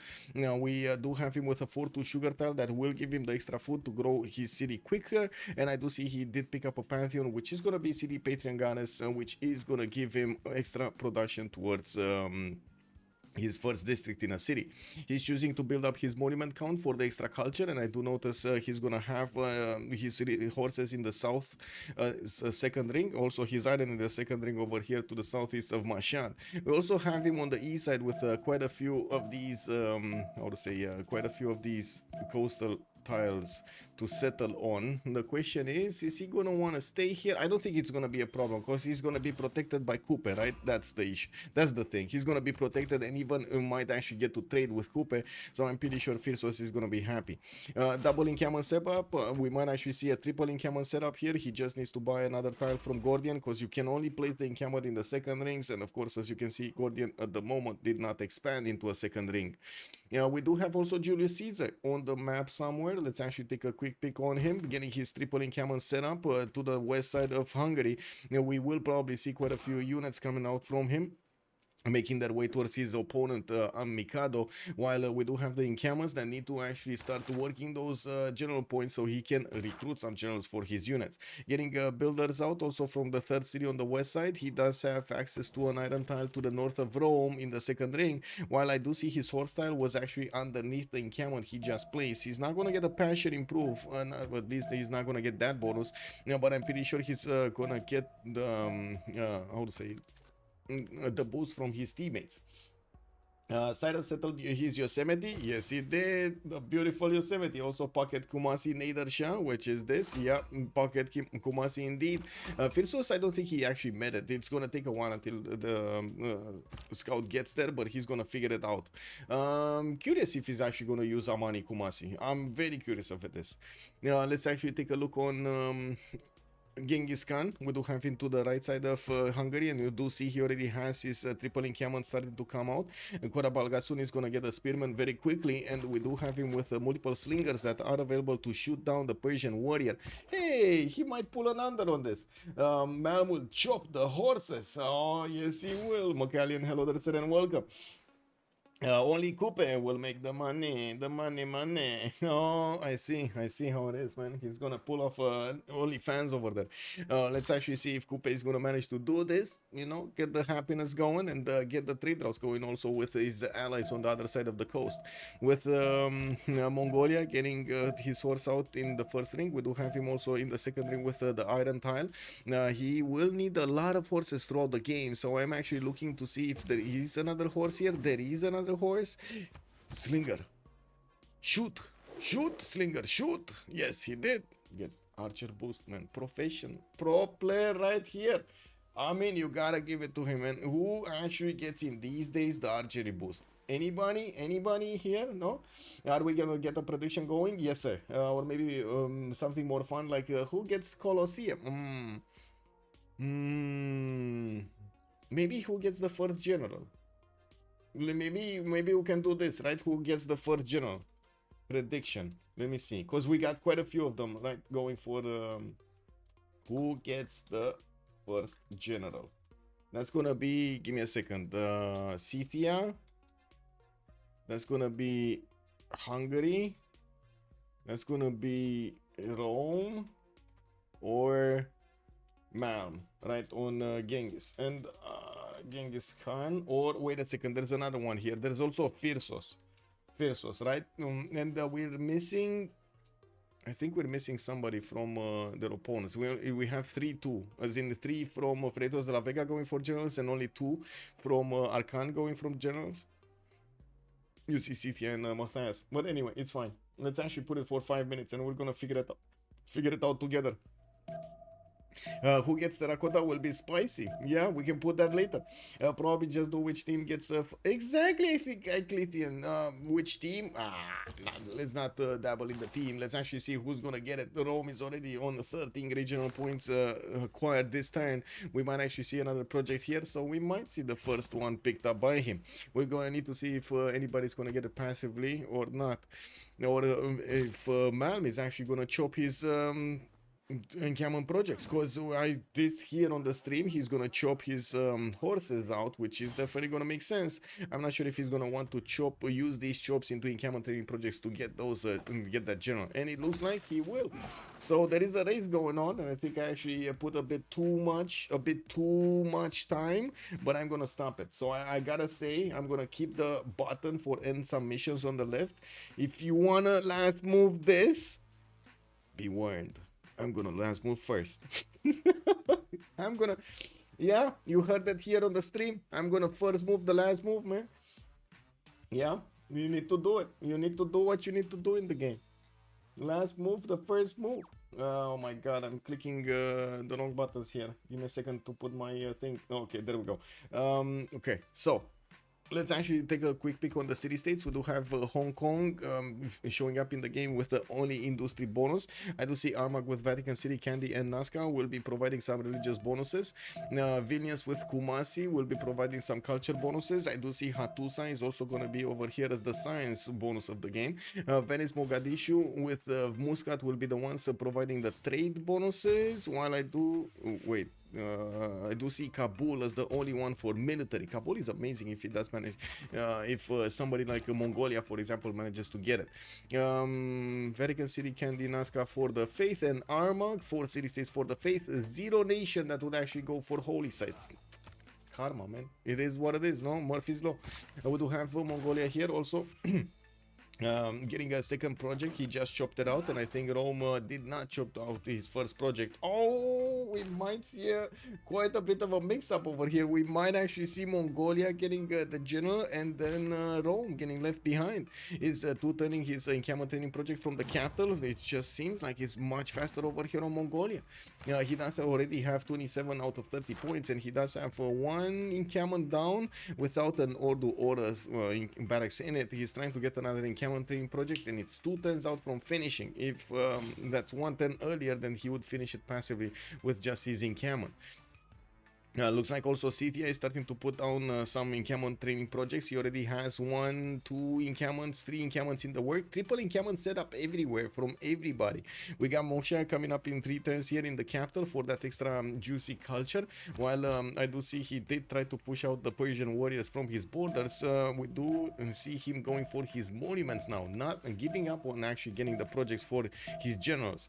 I do see Persia is also going to try to get the encampment training projects in 2 turns here. This means he might actually have a very, very good chance of recruiting this general over everybody else. Wait, Hungary 1 point away, Mongolia 2 points away, Rome is 18 out of 30. Oh my god, who's gonna, we don't know who's gonna get the first one. Can you predict this? Like, honestly, can you actually predict who's gonna get the first one? Because next turn we're gonna have like 4 nations getting their projects finished. All four of them. All generals gone. Oh, no. And Sasu, all generals gone by the classical era. We're not even talking about the medieval era, classical era. Like, we didn't get there, right? We're still 1025. Remember, the classical era starts at 1031. We're 1025. Hungary is first slot. Yeah. True. That's a good point. That is a good point. Hungary is first slot. Is it first slot? Wait a second. Who's Hungary? Mikado, right? Mikado. No, Malm. Malm is first slot. Malm is Genghis. Malm is first slot. Malm, Mikado, Omega, and Sprig. So we got Malm. We got Malm. Mongolia has. Oh my God! Did you touch it? Yeah, no problem. No problem. Now we got the builders coming up from Mashad here. Is Moksha going in 2 turns there? I do notice we got a pause. I don't know why. We do Discord, please. Wow. Whoa.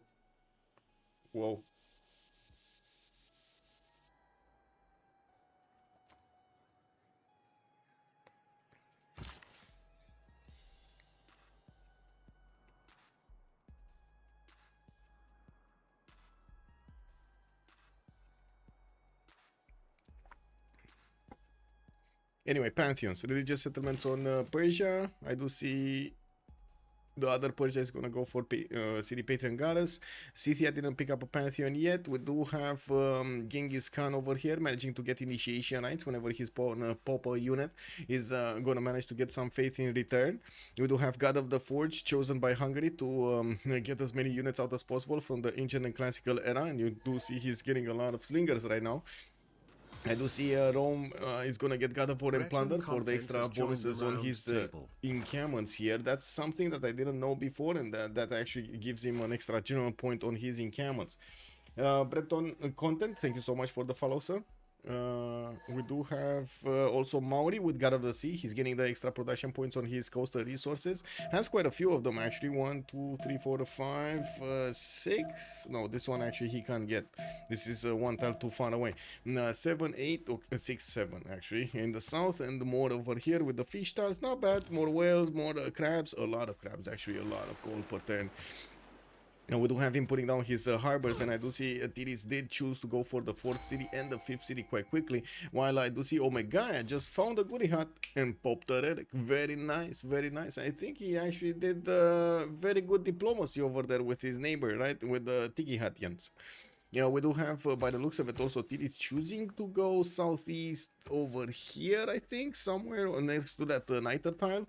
I don't see him actually sending his settler on the coast. He would have chosen to go southwest over here and got to the gypsum tile much faster if he wanted that. He doesn't want that. He wants it closer to the capital. I'm actually quite curious where is he gonna place his Cavern Plaza, and if he's gonna try to go for some, Etemenanki wonders over here.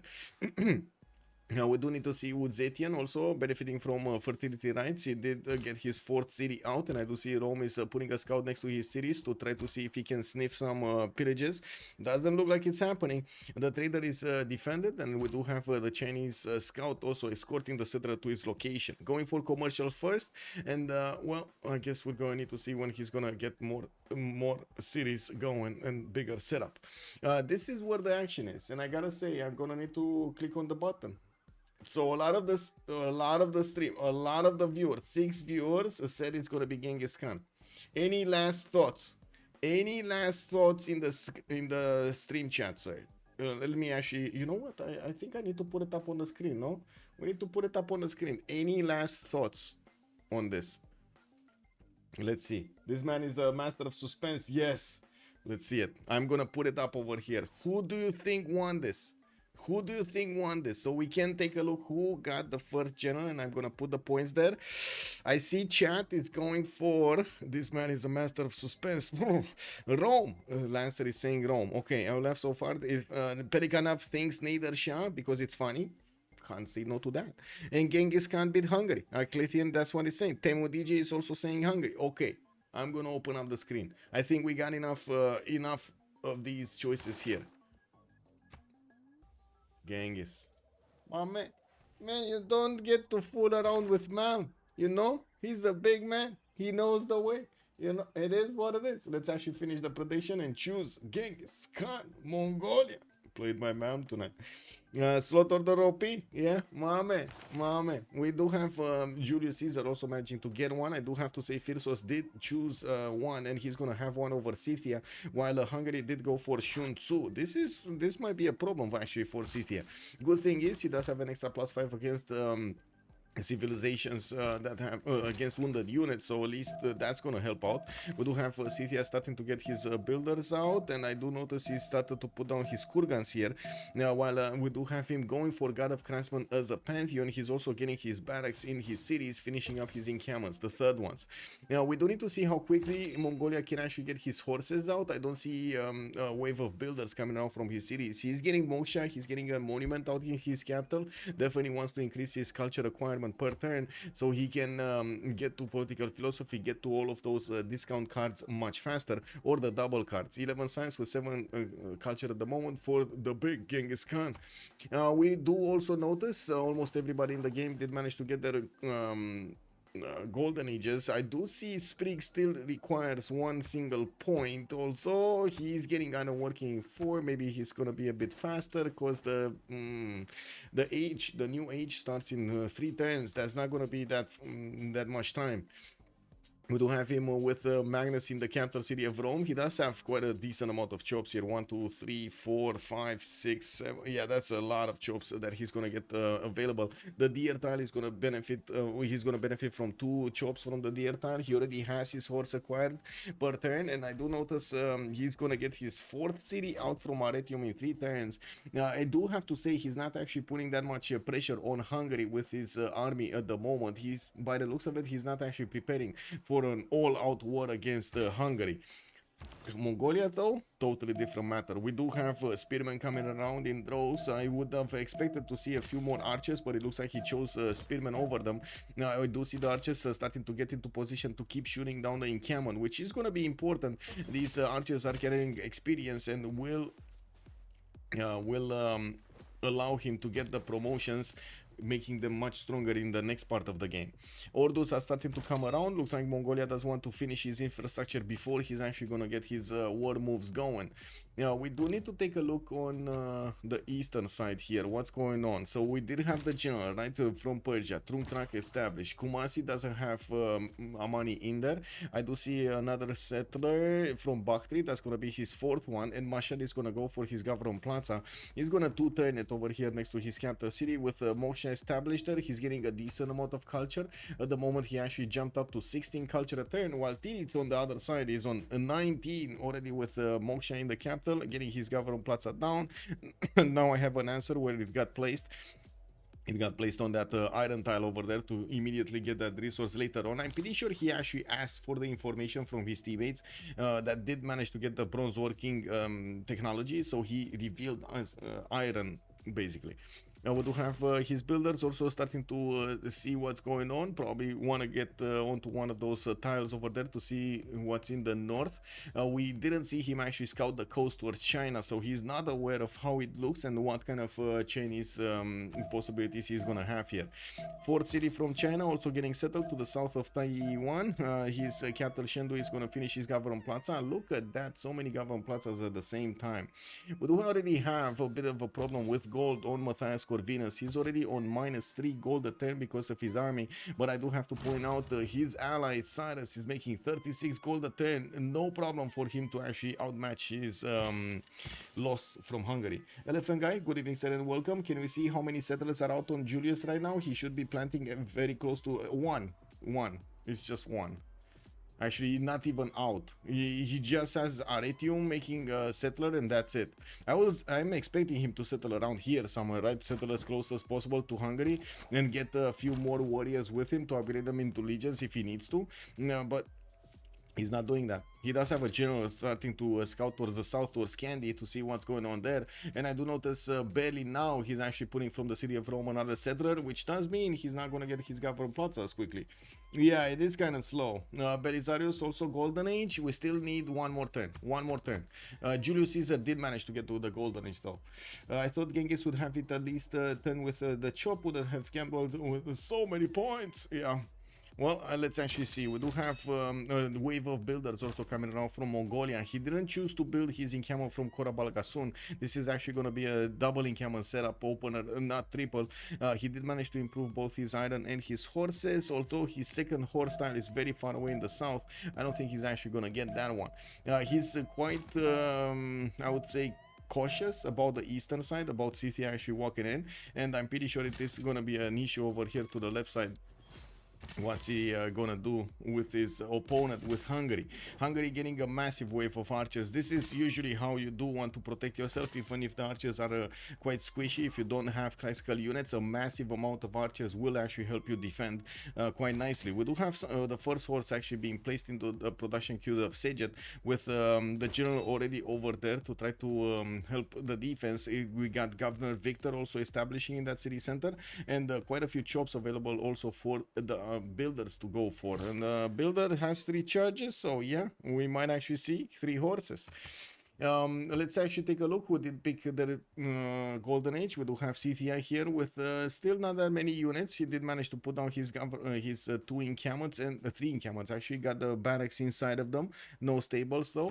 And we do have him getting builders out from Kuloba, and I do see Moksha in the capital getting hit by Habub in the south of Soloka, where he does have his 331 horses, giving him that extra production point. Very nice that he will have 3 horse tiles to benefit from. With the God of Craftsman bonus. We do also have Guawel choosing to go for a Pen Brush and Voice Golden Age with 10 science and 13 culture, 6 gold a turn, and 41 points of production. Uzetian is going to be 11 science with 22 culture, also 42 points of production over here. Pen Brush and Voice Golden Age. Let's see, Uzetian getting his builders out, commercials for the extra gold per turn, and I do see Magnus establishing in the city of Longchi right after Moksha did establish in Shendu. I'm a bit surprised about Magnus, but I'm pretty sure he's actually going to try to use it for the chops, right? He's going to want to use it for the chops. Yeah, we do have also Persia and Russian voice. Oh, I do see Mikado is lashing out at Malm, and he did manage to take out one of the spearmen. I do have to say these archers are basically a direct counter to the spearmen. They're extremely strong against this anti-cav unit. Looking at Cyrus, right? 4 cities strong, getting campus from Hermatana, already put down his commercial here, and I do see the campus is only gonna have a 2+1. Gavron Plaza to the north, next to the mountains, where he's also gonna have a few chops. The deer tiles and the stone tiles do wink at me. We do have him with a 2 charge builder that could just go in there and get his stuff going. 4 cities settled on the right side, so he can get his 2-3-1 spy style. And while I do notice he did actually discover Muscat for a little bit more, guess what? Gold per turn on his commercials. Very nice. We do have Omega here on 43 gold a turn. He's making more than his opponents combined. 42 production also pretty good at this point in the game. I'm still quite concerned that Mongolia is not outputting horses in droves. He doesn't even have the general deployed to the west side. We do have him actually deployed in Ulaanbaatar when he's gonna get another Ordu. And I do see Mal does have 2 builders available to start chopping. He just doesn't have movement on them right now to start chopping. He did only manage to make 2 spearmen. 2 of these archers actually. I'm a bit surprised because I would have thought he's gonna make a lot more, because especially because of his opponent and his position here. But oh well, it is what it is. He probably was thinking that Hungary is going to come against him with a horse, and he needs to defend somehow. Also, I bet half of Cyrus' gold income from Yosemite City. I mean, Yosemite gives him what, 7, 8, 9 gold. Oh wait, he does have the truffle, the double truffle. Also the double truffle. Yeah, I mean, that's a lot of gold. It's like 30%. Yeah. And White Pikeman already was one. White Pikeman, like I said, I think he was thinking he's gonna get pushed because it was quite a close city to Hungary. And to be honest, it does look like Hungary does have horses right on time here. He could have had them a little bit earlier. While I do see Malm is starting to chop a few of his units with his builders, he does need a bit of time to get onto the front line and bank enough of these units to keep to attack into his opponent. Now we do have to take a look at also Cyrus, 18 science and 25 culture. We did see actually Matthias Corvinus, 11 science, 13 culture on 39 points of production. Drums of War Golden Age for the extra production and his extra, how do you call it? resources per turn, which are going to be extremely valuable.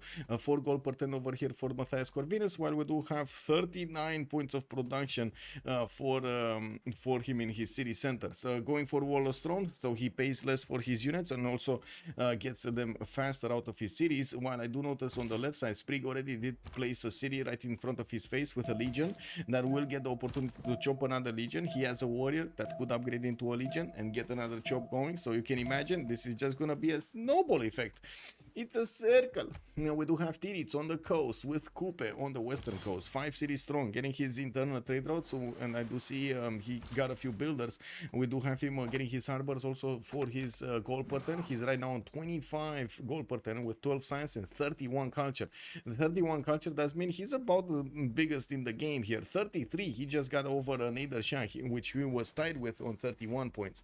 68 points of production on Coupe here. It does seem like his beginning is quite powerful.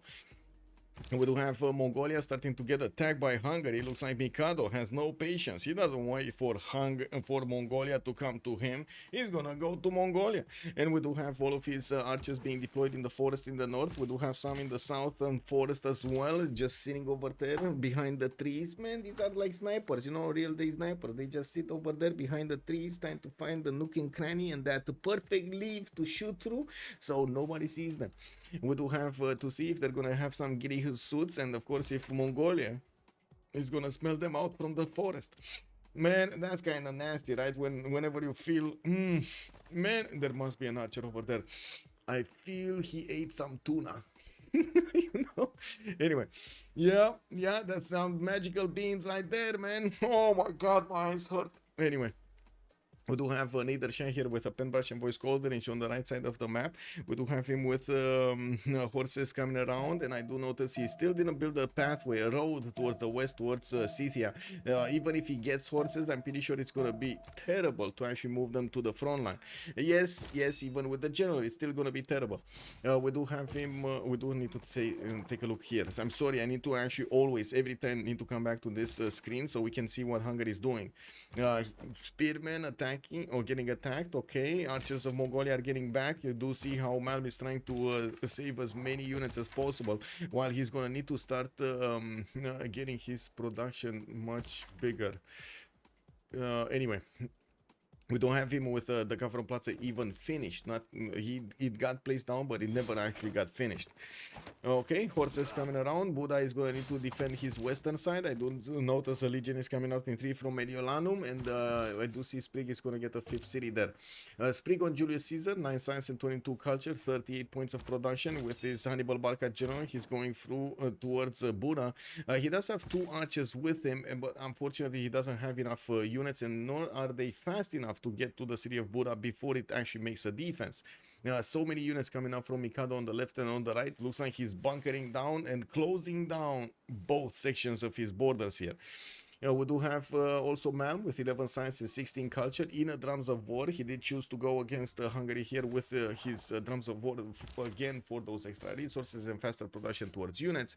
While it will take him quite a bit of time to get to Keshex, he's going to need to fight with the horses in the meantime. We do have the Hungarian troops also available to soothe the city of Vatican and upgrade some units from over there to try to pressure Mongolia from that side of the northeast of the north of Korabalgasun. Looks like we do have Mongolia trying to get in with some horses and take out the archers. He did manage to successfully take one down, while Malm is going to need to get back and get his get his promotion there. He did lose his archers from the north, at least the scout and the archer from the north. While I do see he is gonna need to attack into these horses, as long as the horses are actually away from the Hungarian general, they're not as strong as you might think.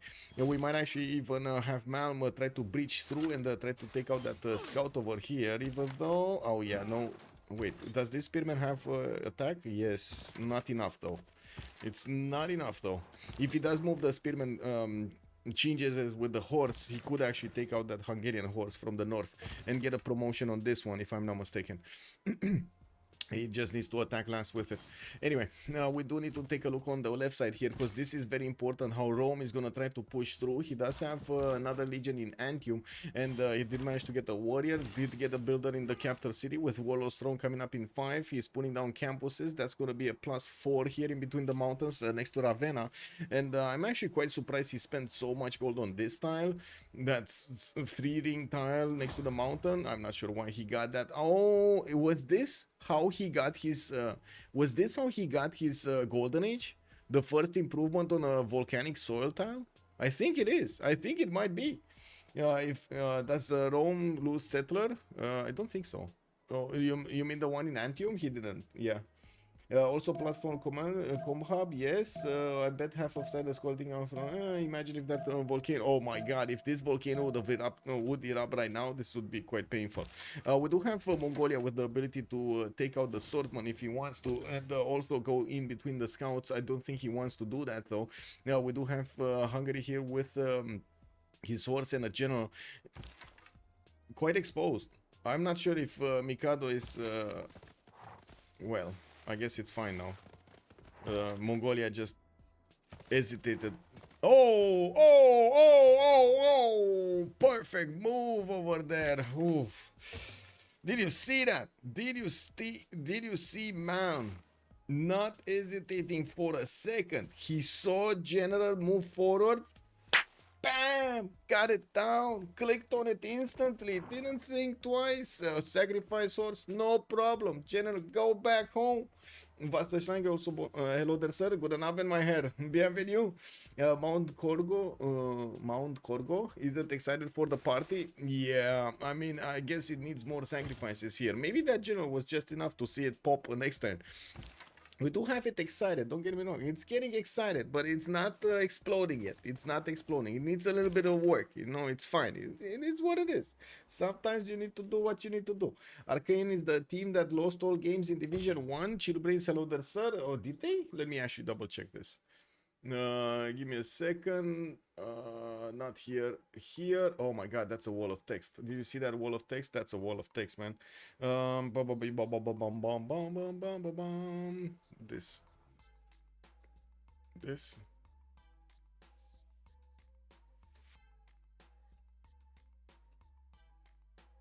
Let's see.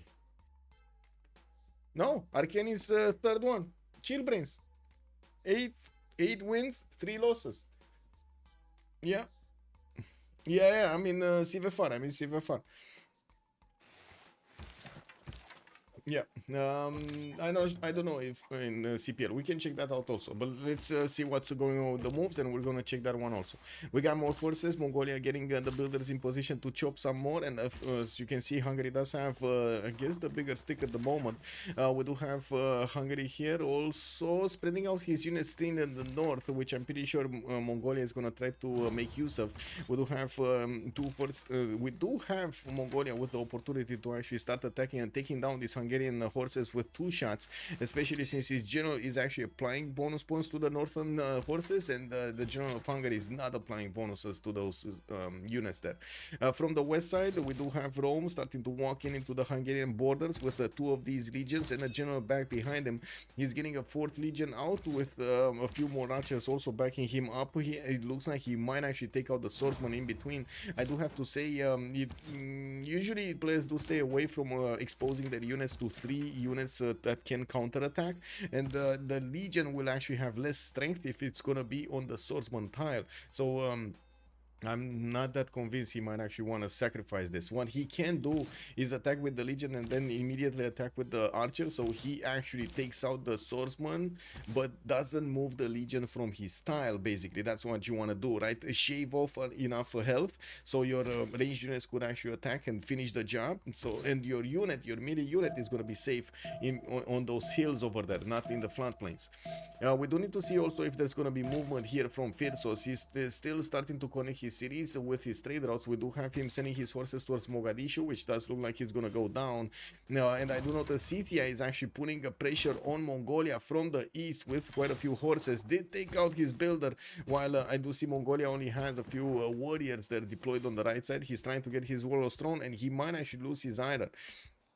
And we do have a few more archers coming in from Malm, and I do notice he's starting to move them around. A bit of a problem here in the northern side. It looks like so many units from Hungary are actually keeping this border. It's gonna be pain for Mongolia to get out of this. Rome did actually choose to expose his legion. It looks like he considers it tough enough to handle it, with new legions coming in and new chops also available for them. Looks like they are on the way there towards the front line, chopping as much as they can. And we got so many of them: 1, 2, 3, 4, 5, 6, 7, 8 legions at the moment that are marching towards the cities of Buda. With a new swordsman also coming around here from Hungary, we're going to need to see if he's going to manage to get enough gold to give to his city centers or city states here to actually get to levy them. Ancient walls in Korabalgasun, I have no idea why we do have ancient walls right now. Maybe he doesn't have enough resources like horses to build more. Let me double check. Malm is on, he's on 27. Wait a second, he does have enough horses if he wants to. I would have expected a lot more horses here. Okay. Anyway, tech side are working in 3 turns, drama and poetry next turn, and I do see Malm is trying to shift around his units, so he has the strongest ones on the front line, while, well, in the meantime, he needs to get the archer count up. This is very tough to handle with the archers, though. Yeah. Wait, did he just expose that forest to the Hungarian horse that can just walk in and grab whatever he wants from the fridge of Mongolia? Ooh, yeah, that might happen. Give me a second. Let me put up the screens in order here. This is chat. Chat should be here so I can see. There we go. Okay, now we do have to take a look also how the spawn of Persia is worked. The Temple of Artemis in the northwest next to Yosemite. I do see he's getting his 5th city out, 6th city out also, 7th city out already, moving towards that stone tile, the 2-2 base to the west side. Getting a significant amount of amenities from Temple of Artemis. I do see 1, 2, 3 in the capital at least. Actually, yeah, 3 in the capital, while we do have in the city of Hamatana 1, 2, possibly 3 over there with the sheep tile in the north. He does have this one also, but it's a 3-ring tile, and we might actually see the other settler actually grab that one in the city center, so he gets an extra point of amenity himself, right? We do have also Mogadishu being taken out by Persia. Scythia did stay on 3 cities, and he's now starting to get a few more Saka horse archers, ramping up his attack against Mongolia. I do have to say Mongolia is going to have a very hard time for quite a bit in the game here. I'm not that convinced he's actually going to be able to withstand all of this pain coming against him. But anyway, we do have some more horses coming out from his cities, and he will get the opportunity to attack into the Scythian units without needing the general. Scythia does not have a general of his own. With so many horses moving in, and quite a few swordsmen also from Scythia, we might need to see battery ram also being sent towards the front line to take care of the Mongolian how to say defenses, if there will be any. We do have also a bit of lashing out here. Mongolia is trying to get these horses around the defenses of Hungary, and I do notice he will need to promote some of his horses to actually get the benefits of it. Hungary doesn't want to take any of that. He's gonna push back and take out one of the forces of Mongolia quite easily, while at the moment there's no counterattack available for Malm. Ulaanbaatar is getting hit in the north by a single archer. I don't think he needs to care about that one, and of course Mongolia will have 1 tile chokes to defend himself on the east, just needs to plug them properly. And there we go. That's what I was talking about here. But I'm pretty sure the spearman is gonna die also. If not that, the horse is gonna die. There we go. Horse died. Walls going up next turn. We do have a Hungarian unit here next to 2 archers. One of them, he got back, and he started trading with his opponent. Managed to get those extra culture points on his side. Not to mention got back his defensive position here in Korabalgasun. We do have Rome pushing in from the west towards the city of Buda, which is hard building as many swordsmen out as possible. And I think we need to, wait a second, don't we need to put up a prediction? I think we need to put up a prediction, right? Who will win? We got 2 choices. FDLV on one side, and on the other side we got Arcane. There we go. Submission period, I think I'm gonna put it for 15 minutes, because yeah, we never know what's gonna happen here. Let's actually take a look at Maori with 246 cities already, getting his mares up from his capital city. We do have him with 7 pop in the second city he placed, Topango, while I do notice he's starting to scout towards the north to see what's going on in China's capital city. He might actually get that scout to pillage a few tiles here, maybe even grab a settler or two. We do have him getting new settlers out, and he did settle some non-freshwater cities. Kinda suspicious he settled the non-freshwater, although it is what it is. He could have settled on the coast quite easily anyway. Anyway, now we do have him with also Mare possibilities in his other cities, and I do want to double check what's happening with the early moves here, because this is quite important. We do have Malm trying to micromanage his moves as much as possible, trying to first of all keep his horses that are getting attacked safe. Even if they do get attacked, he's trying to move them out at the correct moment in time, so he doesn't let them die. You just saw that one promote with a sliver of health available for him. There are some possibilities of him counter-attacking, although at the moment I don't really see him choosing to do so. He will need that iron working for the upgrades on the warriors into swordsman, and of course we do see that he does have 2 warriors here deployed on the east. He just needs the gold from his teammates so he can get those upgrades in. Now we do have Scythia moving in with some Sakahor Sachas finally showing up on the front line. These guys are amazing. If you would have had like 5 of these, it would have been a bit of a different matchup against Mongolia. He's now getting some, and I do see he's at least sending another 2. Oh no, he's actually okay, never mind. He's sending 1 to the north, 1 to the west. He's not really sending 2 to a single side.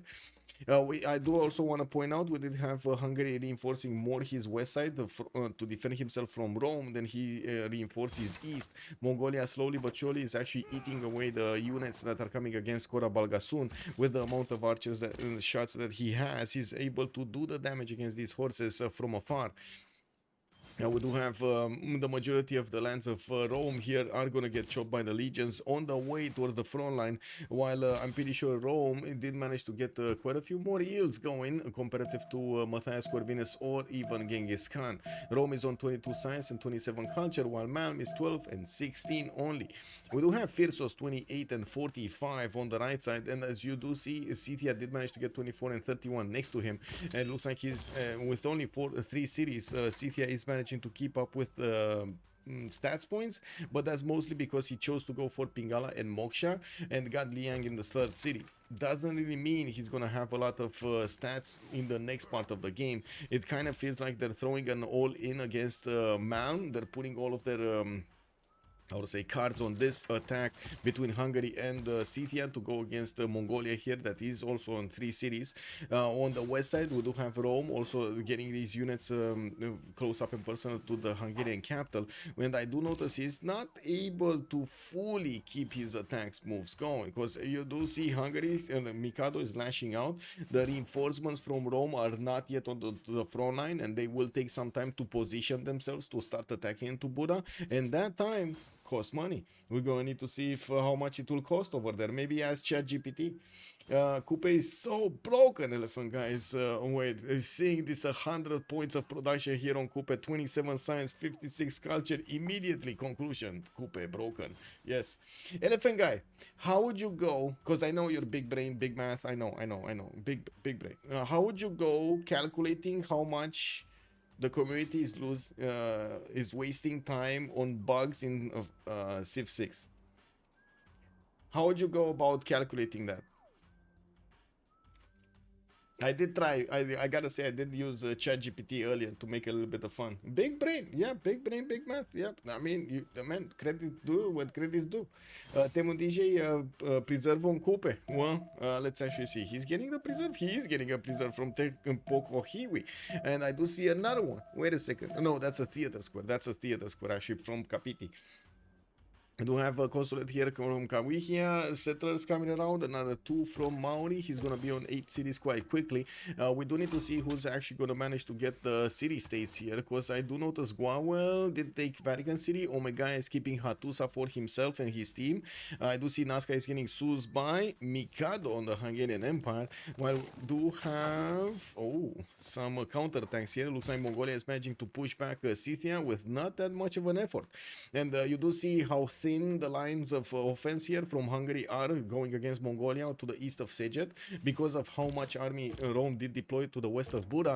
There just wasn't enough. There weren't enough units from Hungary to get going to the east of Szeged. We do need to see also how quickly man can get to stirrups. I would say very slow. We do have him with only 12 science and 14 culture. With that drums of war, it's gonna take a long time. Formula is probably average time lost to technical issues. The players in game value of time, but often take. Oh my God! Look at that, man!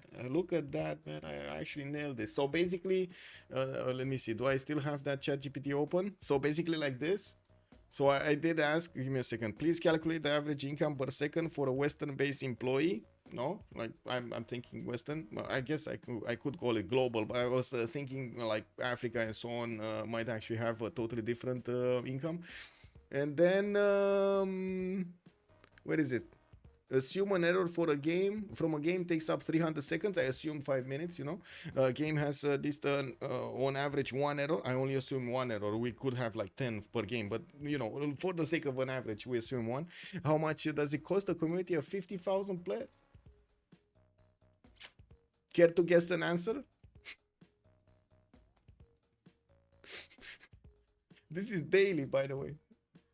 It's a bit less than a salary though, because we are wasting free time instead of working. I mean, how much less? Because even if we cut this 10% of this is insane, man. It's 12 million. You know? Like, oh my God, bro. Oh my God, you know? I think they could have done like 3 Civ6 with that money. Not gonna lie. Can you imagine they would have done like 3 other games with that money? Just that money for a year. 3 or 4 AAA games. I think Marius can help you with this math. Under is a legend. Call him in. Let's actually see. Let's see. Let's get the dog going. Let's get the dog going, man. Dog drop incoming. I don't think that there are 500 with technical issues. Okay. Yeah. Or even 5,000 games a day. Well, I just assumed 10 men lobbies basically out of 50,000 players. I split it up. I just split it by 10. But yeah. Oh right, that might not be true. Elephant guy has a point. They're not. I don't think there are 5,000 games. How many games do you think there are per day? We could do the math though. We could try. What would be a formula for the games per day? 100 per day. 100 per day. Okay. So what? Multiply 100 times. What is it? 2,400. Whoa. Oh. 200 maps? Well, yeah, single player guys also. That's true. Okay, so let's limit it to the Civ6 multiplayer community. Okay, we're coming to a better number now. 2.4 million. Okay. 2.4. Most lobbies are 8-man also. Are you sure? I mean, it doesn't matter anymore because it's 100. Or wait. Yeah. That's fine. It's 100 games, no? Actually, wait a second. It's 100 games times 8 players. What, 800? No? 800 players having the other one over here. But anyway, we're slowly getting there. It's still a lot, not gonna lie. It totally makes economic sense to actually get somebody to fix the game, no? I think it makes economic sense, no? It's respect to your consumer, no? We're kind of consumers right here. I think we're kind of consumers. Anyway, we do have Hungary getting a counter-attack. Mongolia does seem like he did manage to stabilize his east side, and I do also notice Hungary is, Mongolia is going towards the city of Szeged, which does have Victor established, and I do see Victor does not have the +3 on him to defend. I do see also Rome started crossing the river, while he does have a few archers. I would imagine he's going to want his machinery, 2 turns to get machinery out.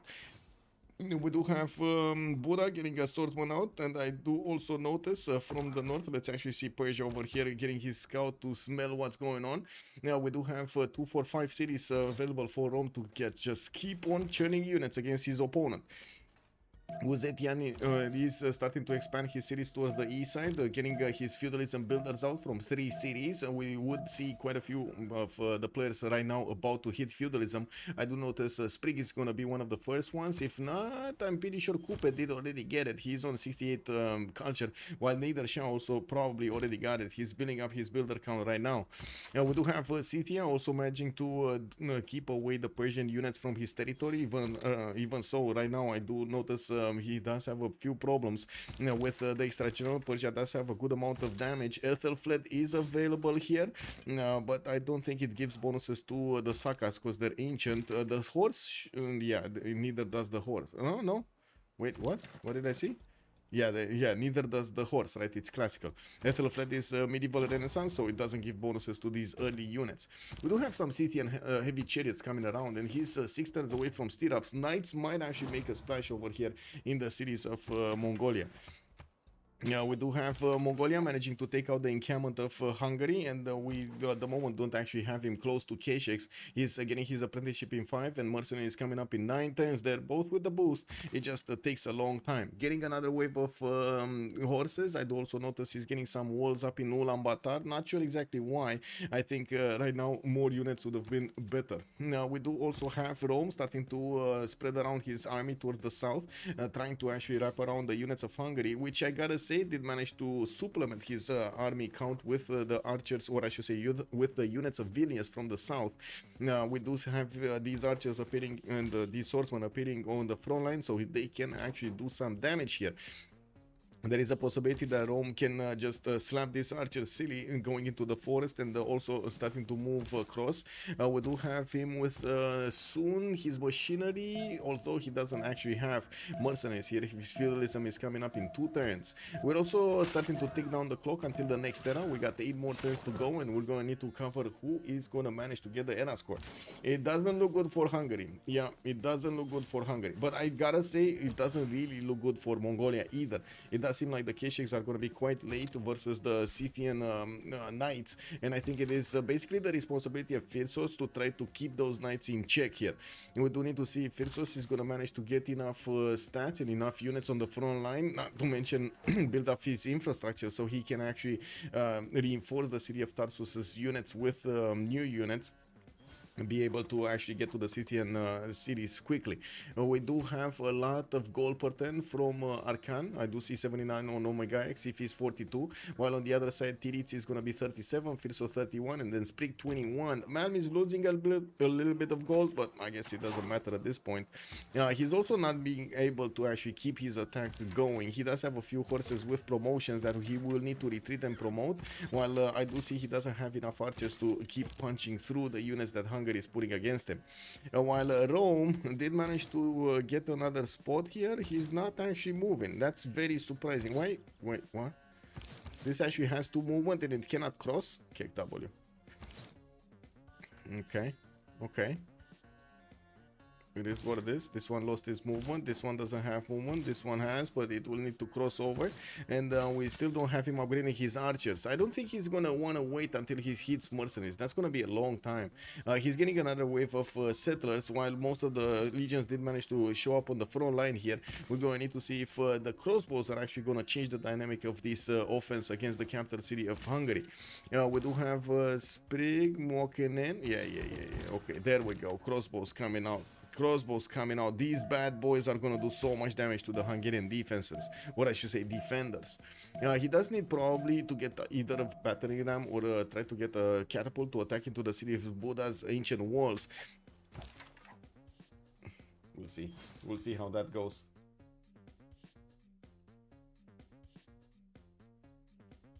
Okay.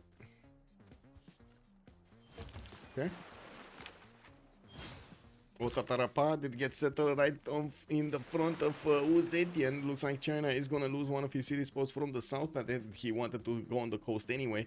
I'm pretty sure he didn't want to antagonize over here Maori or try to put basically a free city for him. We do have Maori starting to recruit quite a few of these admirals and working on his growth for the preserve. While he did manage to build the first Mares, I'm pretty sure he's inching forward towards getting a golden age. He does need 57 points and he's only 46 right now. We did have actually Mongolia retreating his units from the borders of Hungary, getting new ones in the meantime, while he still has a bit of problem on the right. We do see he did recruit Burica and kept it in that city center, did not actually go with a general against Hungary on the west. With new horses coming in, apprenticeship in 3, mercenaries in 6, okay. We do have actually Scythia in choosing to deploy the majority of his units against Persia, Firsos, which is gonna actually need a lot more immortals if he wants to withstand this attack. With upcoming knights, this might be catastrophic actually for the Persian nation.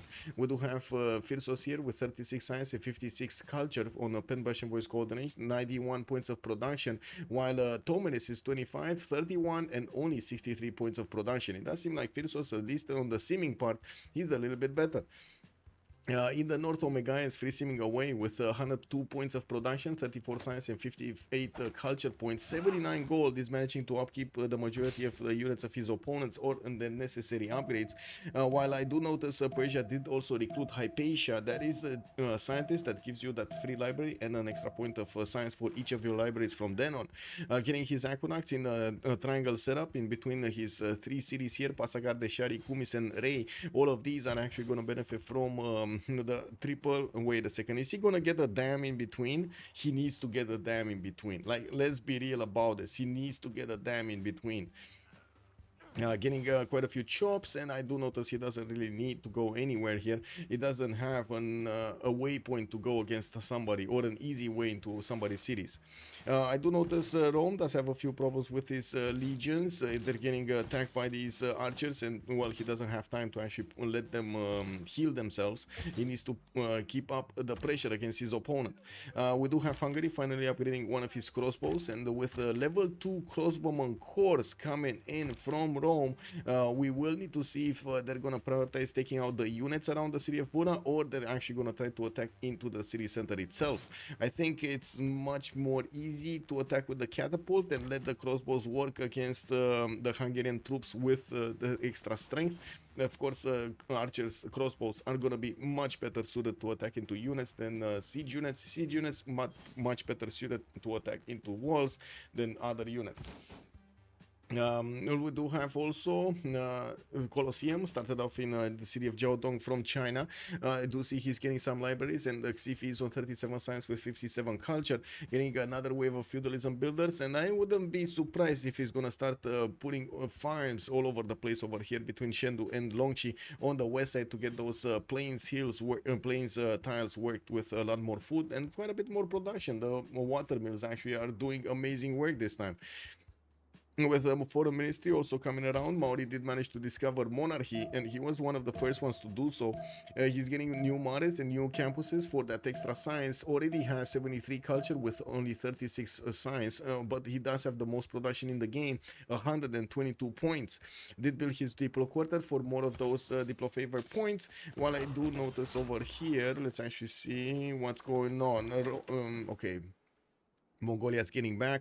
I do see Scythia is not actually having that much of a pleasure to attack into Mongolia. He's getting a counter attack here, and he will need to retreat. He's getting a few heavy chariots from Kuloba, and I do have to remind Scythia does have actually the opportunity to buy units, especially heavy cav, or I should say cav units with faith.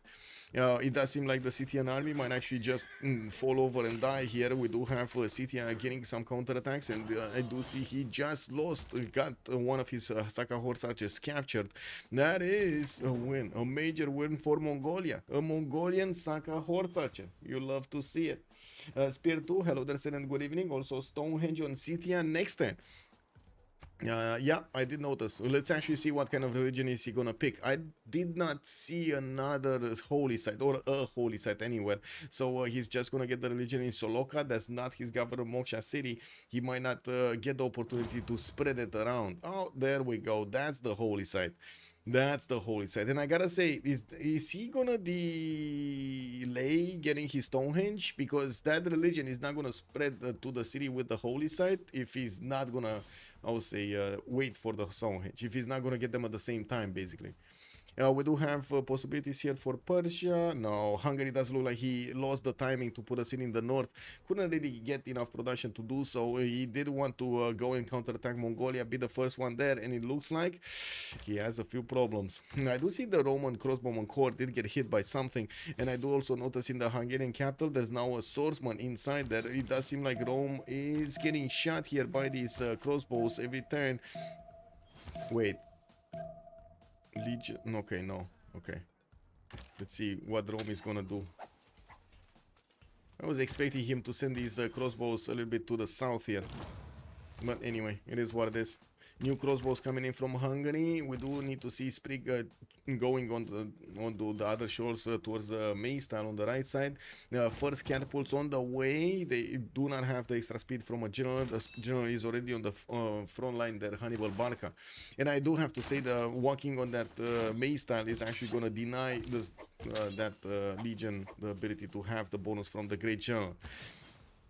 Anyway, a little bit more damage against the walls. We do have one of the legions getting a promotion here. The catapult is about to get through. It's just a matter of time. Probably two turns, I think 2 turns, right? Because he doesn't get the opportunity to walk onto a hill right now. He's going to walk onto a hill next turn. And then the turn after that, he's going to have the movement to attack into the city center. We do have also Zhang Heng recruited as a scientist. Let's actually see in the Great People screen, Persia is about to recruit Marco Polo. We did have Omega also recruit Zhang Qian at the beginning of the game, and I do notice Persia, the other Persia. No, actually, no, it's the same Persia. I did manage to get Hypatia. Yeah. Nadersha didn't get that much, actually. Nadersha couldn't get that much, yeah. He just got the general at the beginning, and I do see he did manage to get enough immortals to defend himself. It's just a matter of time until he defeats the initial Scythian attack. The second Scythian attack might be a totally different story. With a general and a stronger technology here, he might be a bit too strong for Freritos to handle. I do see printing is coming around in 10 turns from Freritos, 41 science and 64 culture, definitely jumping ahead of Tomeres' 32 and 35. While he's getting quite a wave of immortals, he still has a lot of chops in the Magnet City available for him to get the units on the front line there. We do have also Malm getting out of his defense of Karakorum and going against Scythia here with as many units as he can. He lost, no he didn't, actually he got the Saka Hort Archer back. Man, that's on the altar over there. Did predictions come and go? Yes, actually. We do have FDLV being significantly actually favored in the game. 98% voted for them. How much gold have Arcanes saved up? Decent amount. Xifi actually has 350. We got 100 Omega, 100 Guawel, and Mikado is 200. So I would say a more than decent amount of gold. Oh. Whoa. Give me a sec. Click, click, click, click, click, click, click, click. Yeah, so plenty for knights, is Tomer is gonna get his mercenaries. That's what I want to see. I do see mercenaries. There we go. He does have mercenaries, so he's gonna have the half cost upgrades quite nicely done. Now we do have him when oh, he just got it. He just got the knight upgrade. So let's see if he's gonna actually put all of that gold in. We do have him also discovering Divine Right in 2 turns, and I do see he chose to promote the first units on the west side. Now we do see also John the Baptist did just activate the religion here, even though he didn't manage to get the holy site finished in Kuloba earlier. No, or I should say at the same time. We do see also Mongolia getting catapults out from Kora Balgasun. Rome did manage to move his catapult right next door to Buda. It's just 1 turn away from starting to attack into that city center, and it does seem like the capital city of Hungary is going to be finished off by the concentrated power of all of these legions after the initial wall defense is going to be taken down. It does need to take out the other units, and I do have to say there's no recovering Buda. It doesn't seem like we're gonna have strong units from Hungary able to counterattack into its own city center after it's gonna be taken over. We also need to see if Rome is gonna deploy a few more of these crossbows towards the south or archers to deal with the menace here from Hungary's swordsman from the city of Pest. Okay, Rome is also gonna get some campuses. Started off with his bath placement here, taking a look at the era score because we're 2 turns away from getting the golden age. I do see Tomanis is 53-53. He nailed his golden age. We do have Uzetian 50 out of 52. He's missing 2 points, and well, by the looks of it, he did finish Colosseum earlier and still needs 2 points. Okay, maybe a boat from somewhere. He doesn't have a coastal. No boat for you. Yeah. Well, I guess we'll see if he's gonna manage to get the golden. Cyrus 64-59. We do have him over here managing to get all of these theater squares for and the campuses out, while he's getting another wave of feudalism builders. We did manage to make that setup, beautiful setup with the triple aqueduct in between his cities there. I can't wait to see all of those industrial zones get the bonuses. We do see also Hungary going Dark Age. He's 14 out of 51, while the catapult is just a moment away from attacking to the city center of Buda. We do have some more crossbows available to shoot at these legions. They're just not scratching them nicely. And I do have to say, Mongolia does manage to get a lot more attacks going against the eastern city of Szeged, and it kind of looks like he's slowly breaking Hungary. Is it only me thinking that he's slowly breaking the Hungarian defenses here? I think so. I think so. Like Rome and Mongolia just eating so much defense right now. We got Kupe going for that golden 57-57. Firsos still 2 points out. Xifi did manage to secure it, and I do notice Nader Shah here will need his own knights or coursers or something, because we do have Scythia getting his knights out, and he did upgrade a lot of them. 2, 4, 6, 7 at the moment, with a possible 8 available in Pokrovka to go for, and it does seem like he's gonna prioritize going against Tarsus first. I do see Sprig is also 48 out of 48. He does need 48, so there we go. Golden age for Big Rome. Malm is also going to need 10 more points. Doesn't seem like he's going to get it. He does have a campus here, which is going to be a +4 in between the mountains and the city center, and of course the Gavron Plaza. Although, well, that's not going to put him that much closer. He does have 1 more turn, right? No, this is the last turn, so he's not getting it. He's not, and neither is Firsos getting it, by the way. Do you see this? Firsos is not getting his golden age. He's 57, 55 is not getting golden age. Wait, he doesn't have a city on... He does have a city on the coast. He doesn't have a boat? What? Did he get a boat and we didn't see it earlier? Or he actually didn't get a boat and totally forgot that he has Mogadishu? They did have the gold to buy him a boat. Oh, actually, I don't know last turn. Actually, let me not speak of this. I don't know last turn. But this turn, they do have enough gold. Maybe he didn't have enough gold. Clethian is also saying, high roller, sir. That's how it is. High roller. That's how it's called. Also, it's alright. Only gamble on Arcane. The outcome of this game seems pretty likely. Well, let's actually see if it's going to be pretty likely. You're putting a lot of faith in Tidits Maori. And I do have to say, Persia over here, Omega is getting some nice stats going. We do have Xifi also 74-52. Not bad. Not bad at all. I think the biggest issue is if Hungary falls, how they're going to recover from this, and if we're gonna keep on seeing Scythia managing to punch through the Persian defenses, oh, that's gonna be trouble. We will need to see if Scythia is gonna be pushed by Mongolia, and Mongolia will manage to actually secure over here some Scythian attention. Mongolia looks like he actually fully commits to Szeged towards Hungary by the looks of it. We're gonna have a pause in like 40 seconds for 2 minutes, so they can go through the Congress, and we're just bouncing around here while we will need to wait for after the Congress to take a look at their era choices. We got a few of them, but not always they do get to choose them at the beginning of the turn or even in the middle of the turn, so I get time to talk about them. I do notice CivFR did jump up to 100, so I'm pretty sure that's free inquiry golden age. We do have Tirit 7367 with 159 points of production. That is very big, but also CivFR is managing to get that nice production going, 140 at the moment. Neither Shah 113 production, he does have 49,64 culture, definitely a lot more production than Cithia. Is just not managing to well, at the moment we don't know. Actually, we don't know if he's gonna manage to defend or not. Oh, okay, let me see. Go B.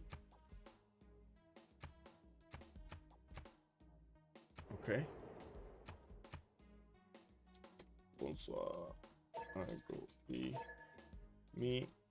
Wait. Was it? Kick.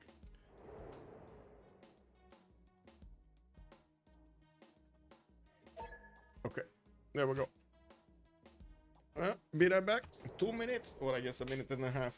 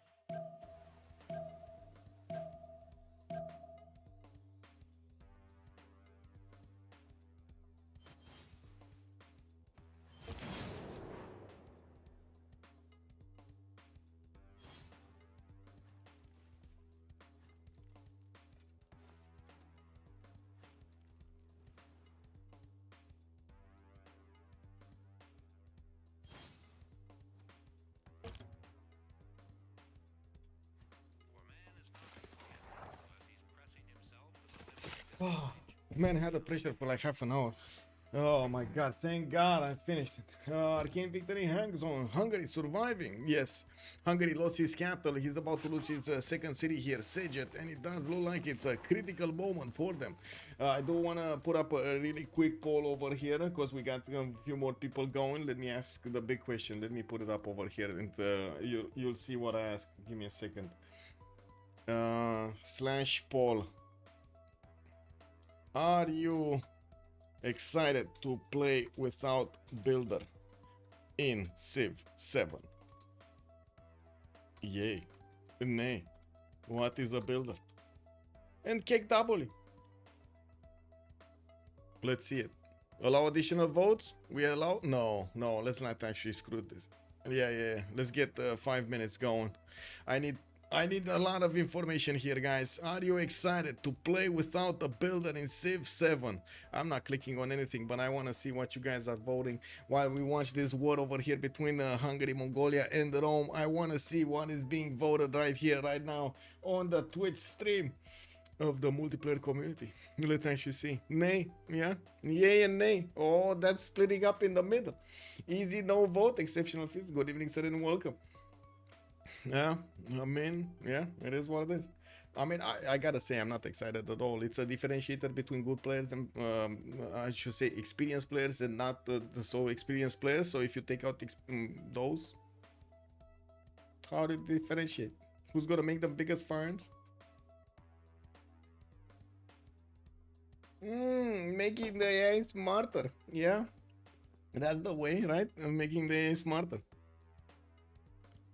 Well, okay, we got 5 and 8. Whoa, Sejet has just been taken out. Looks like Malm does manage to take out that second city of Hungary with only one city remaining. And it looks like Clown is already saying it. He's saying out what we're thinking. No chop, no game. Exactly, Clown. No chop, no game. Builders are one of the most annoying parts of late game. What? No, they're very what I would say military engineers are probably the most annoying parts of the late game, but sure, you can call them builders. Put the vote. Let's see the vote. So not that excited right now. 8 votes into the nay, 5 votes into the yay. I'm gonna put into the nay because I really don't how to say, I really don't want to see the builder getting axed on, put on the altar like that, man. He got crucified on the altar of Civ7, man. Not cool. Only benefits Civ. Wait, what?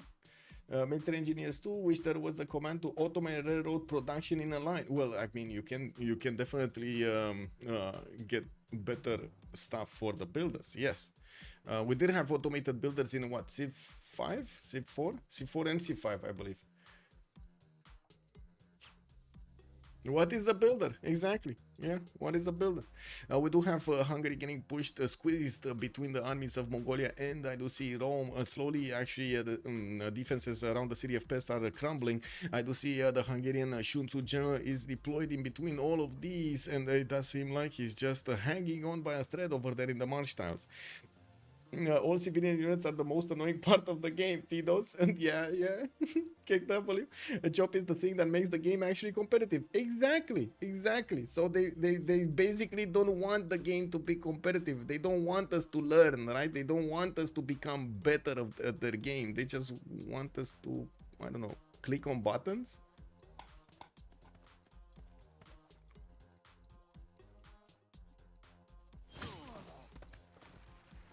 Soon, this is the meme, right?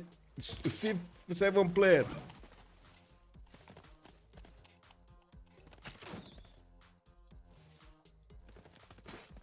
Yeah, that's it.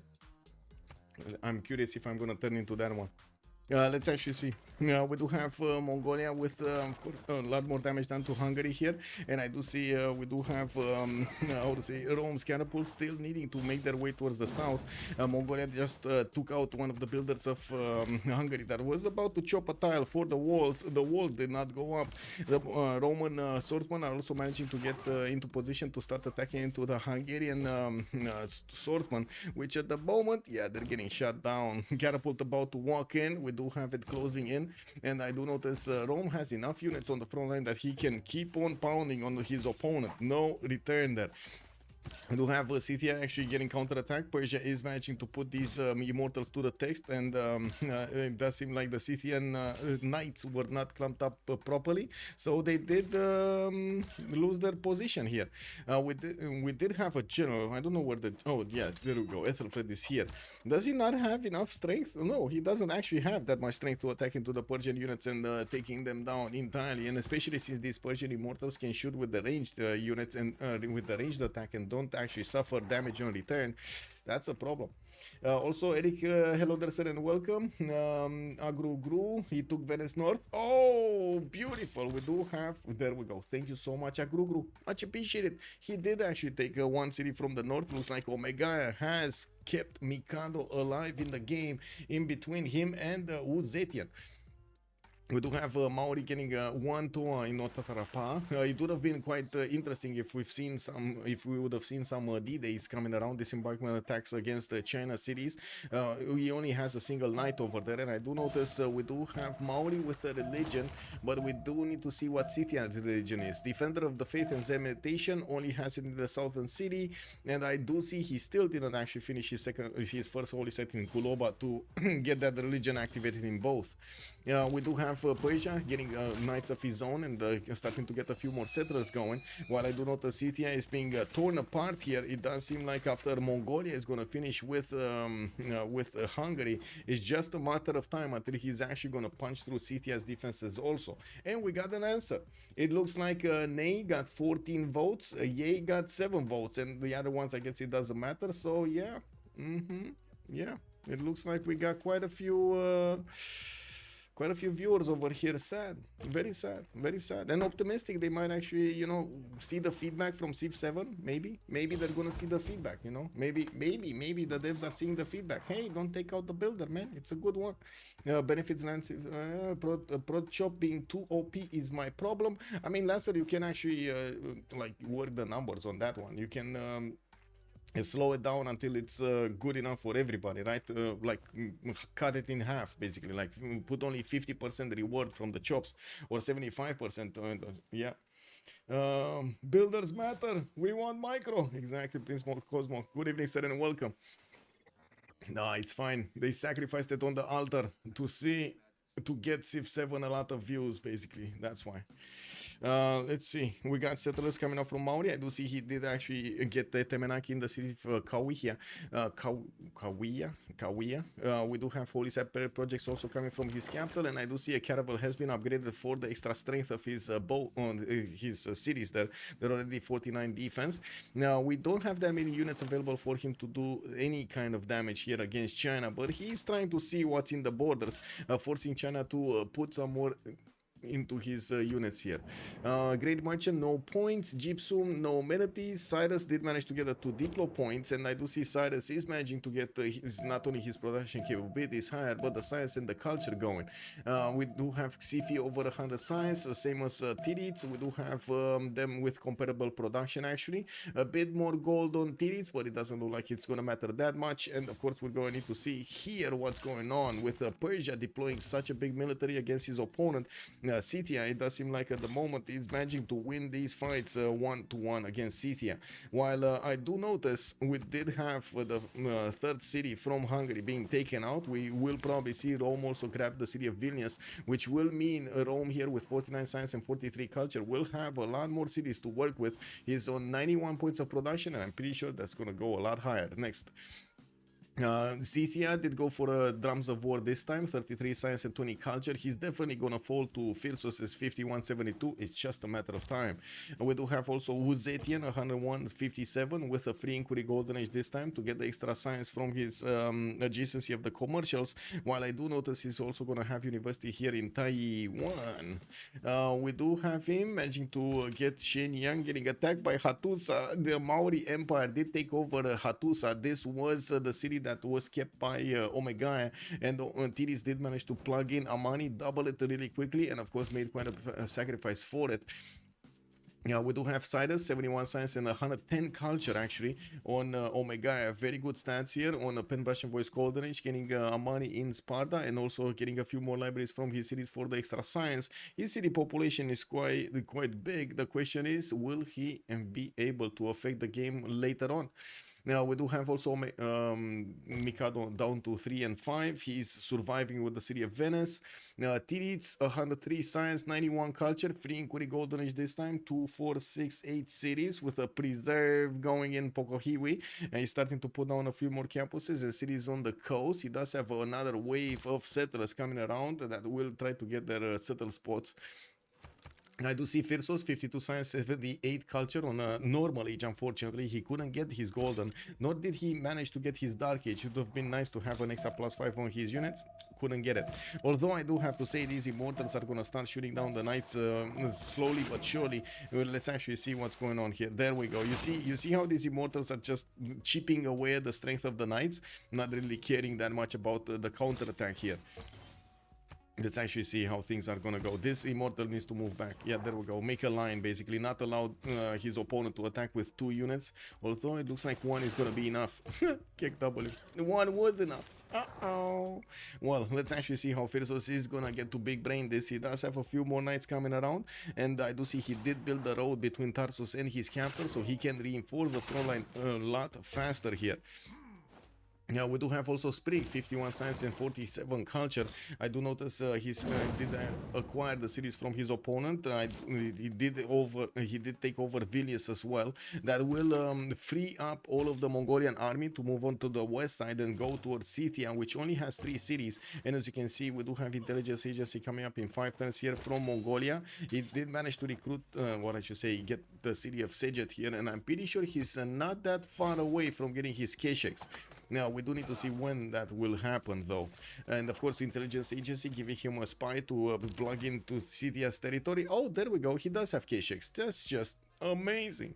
Yeah, well, Malm here does only have 28 science and 19 culture, 49 points of production. He's struggling to get a few builders out to start improving some more of his territory or chop what is remaining to chop.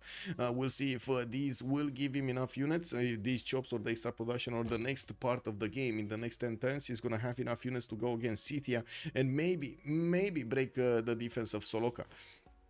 We do have Purge also needing to finish off the Scythian Knights. I do have to point out Scythia won't have that much production to get all of his knights. I would say reinforced, basically reinforced. Plus a keyboard and a mouse with modified interface. What are you talking about? Wait, apparently Civ6 has a pretty strong user base on Xbox Series and PS5. What does strong user base mean, by the way? Not so much on Xbox One or PS4 because of frequent crashes on maps larger than standard. Oh, makes sense. Really, with this UI, I mean, the UI on Civ7 just looks terrible. Man, I have, like, not gonna lie, guys, imagine I have a big screen, right? It's a 4K screen, it's 42-inch. Imagine putting that UI on this screen.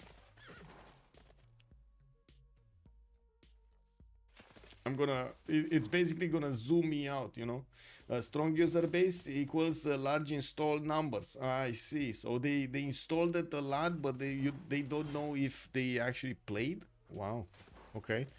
I'm pretty sure they should actually have this statistic, right? Who played what, when, where, how much time, what kind of saves. I was not sure if you guys saw, I did share the EVE Online videos on the Civ7 feedback channel in the CPL.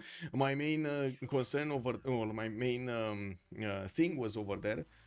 Look how CCP actually approaches all of the nerdy stuff in EVE Online, like taking a look at the economy. Basically, it's like us taking a look at BBG, right? Taking a look at what civs are being played, what kind of tactics, what kind of governors are being chosen, what kind of writers are being preferred or sniped, or so on and so forth. Who is getting the most projects in the game, stuff like that. Like, come on, we need to see it. The UI is not definitive. I remember early Civ6 UI sucked. Yeah, you're not wrong. Yeah, but it was still better than this one. As in, not very big. Man, like, that's a button. They put in Civ7 a button that would be actually as big as my hand on my screen. I'm not kidding. Like, the left side of the menu is as big as my hand. Do you see my hand, right? Look at my hand. Look, this is my hand. This is how big the button is on my screen.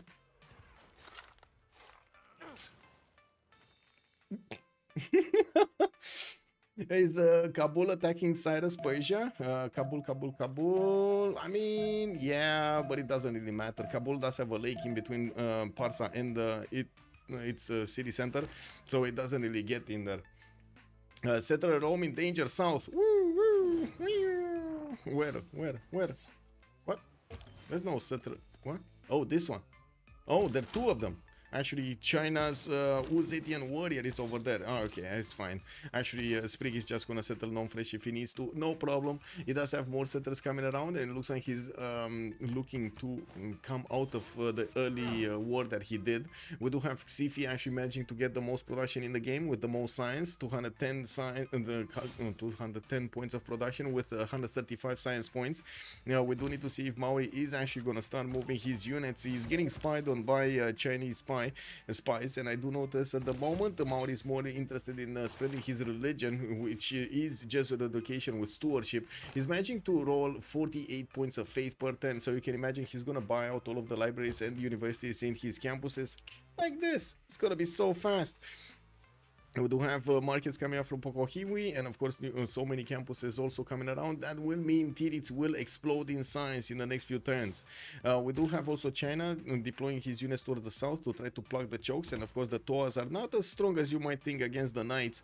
While I do see new theater squares coming out from China, he did manage to finish the Hanging Gardens, got his setup with industrial zones going between his B1 and B2, and I do notice he still has some very good slots for theater squares here in between the Government Plaza, the other districts, entertainment complex, and a Colosseum.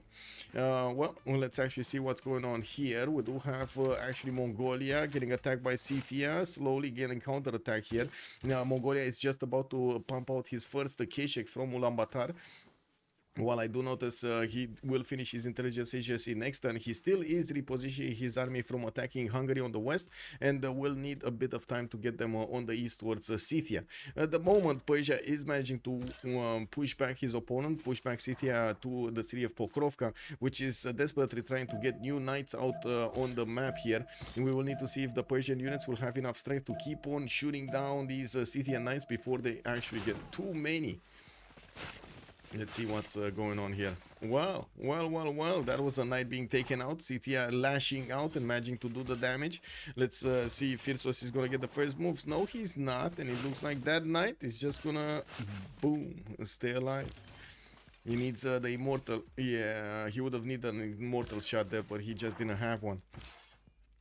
Anyway, now we do need to see if with the crossbows or the range shots of the immortals, this is gonna be strong enough to attack into.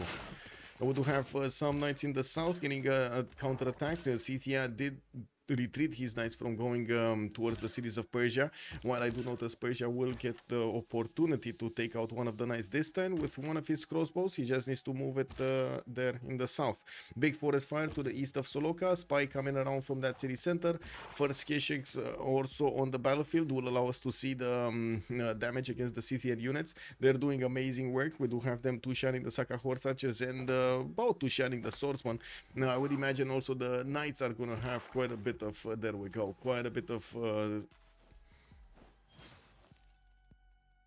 wow, weaknesses.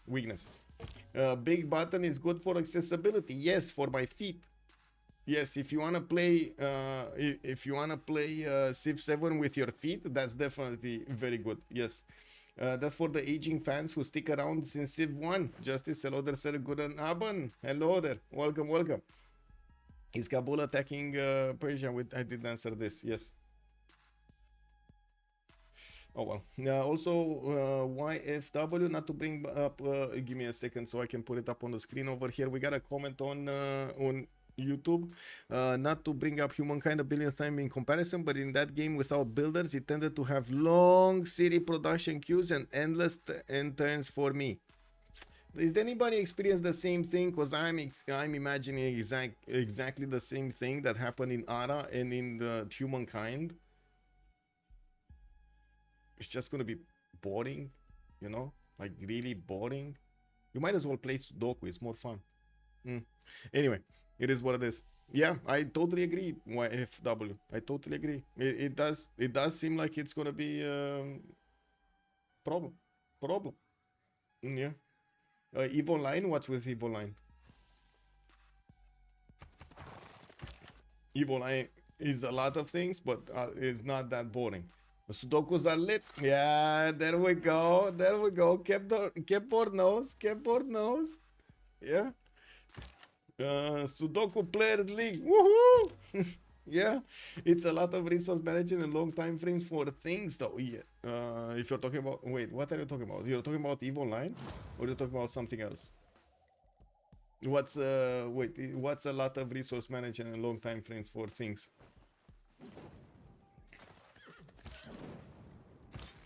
Don't get me wrong, Eve. I mean, in Eve, you specialize in whatever you want though.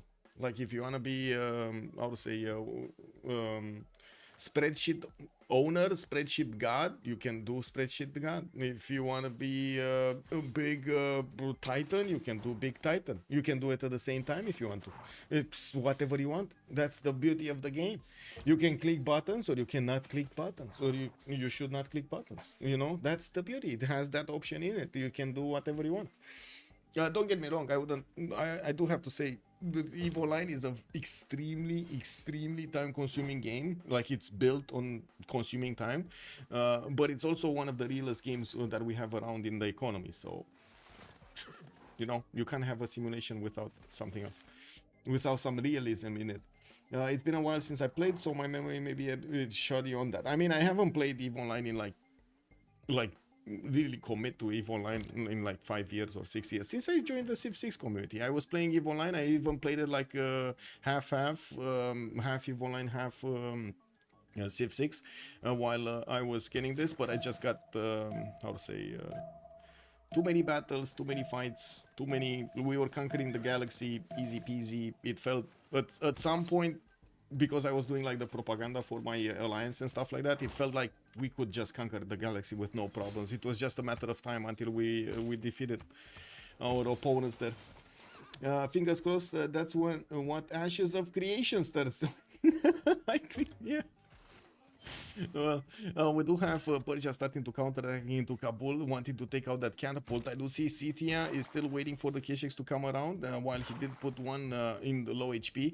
It looks like Mongolia started to get a few knights of his own, and we do have catapults repositioning there, slowly moving towards Scythia. On the eastern side, Persia did put a few more units on the front line, especially the knights. They're starting to wrap around the mountains to the south of Tarsus to go against Gwawel here. While I do notice Freritos did manage to establish a few more cities also, 2, 4, 6, 7 at the moment.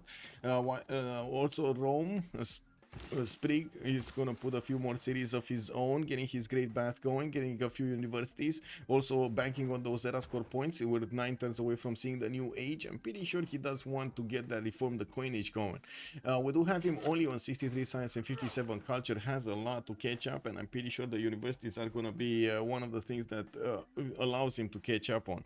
We do have also Maori here finishing up his campuses. I'm quite surprised he's not spending the faith. Maybe he doesn't have enough in the bank. He's hard building his universities, but I'm pretty sure he also did buy out immediately his libraries here, managing to tie out the science of CivFR from the north with both of them on Free Inquiry Golden Age. Definitely a lot more culture here on Tirits from his Mares. All of his tiles are giving him an extra point of culture on the and the extra point of faith on those rainforest and forest tiles. Taumontu did get settled. There's another city being sent somewhere. Looks like he's sending it here to the south of Kumasi. I don't know why he's sending it here. Maybe for the amenities, like he's looking to get the T-tile and the J-tile. I think that's the only way, right? Yeah, I think that's the destination and the reason of the destination. Looking at the Freritos here, getting his intelligence agency in 2 turns, building a diplo quarter from Pushkalavati in next turn. We still need him to move around his units to keep chewing through the Scythian defenses. Does seem like less and less units are available for Scythia to defend himself with. While I do notice also Persia is taking quite a few hits. He is managing to reposition his units to the front line as quickly as he is losing them though. So that's why he keeps up the pressure against Scythia.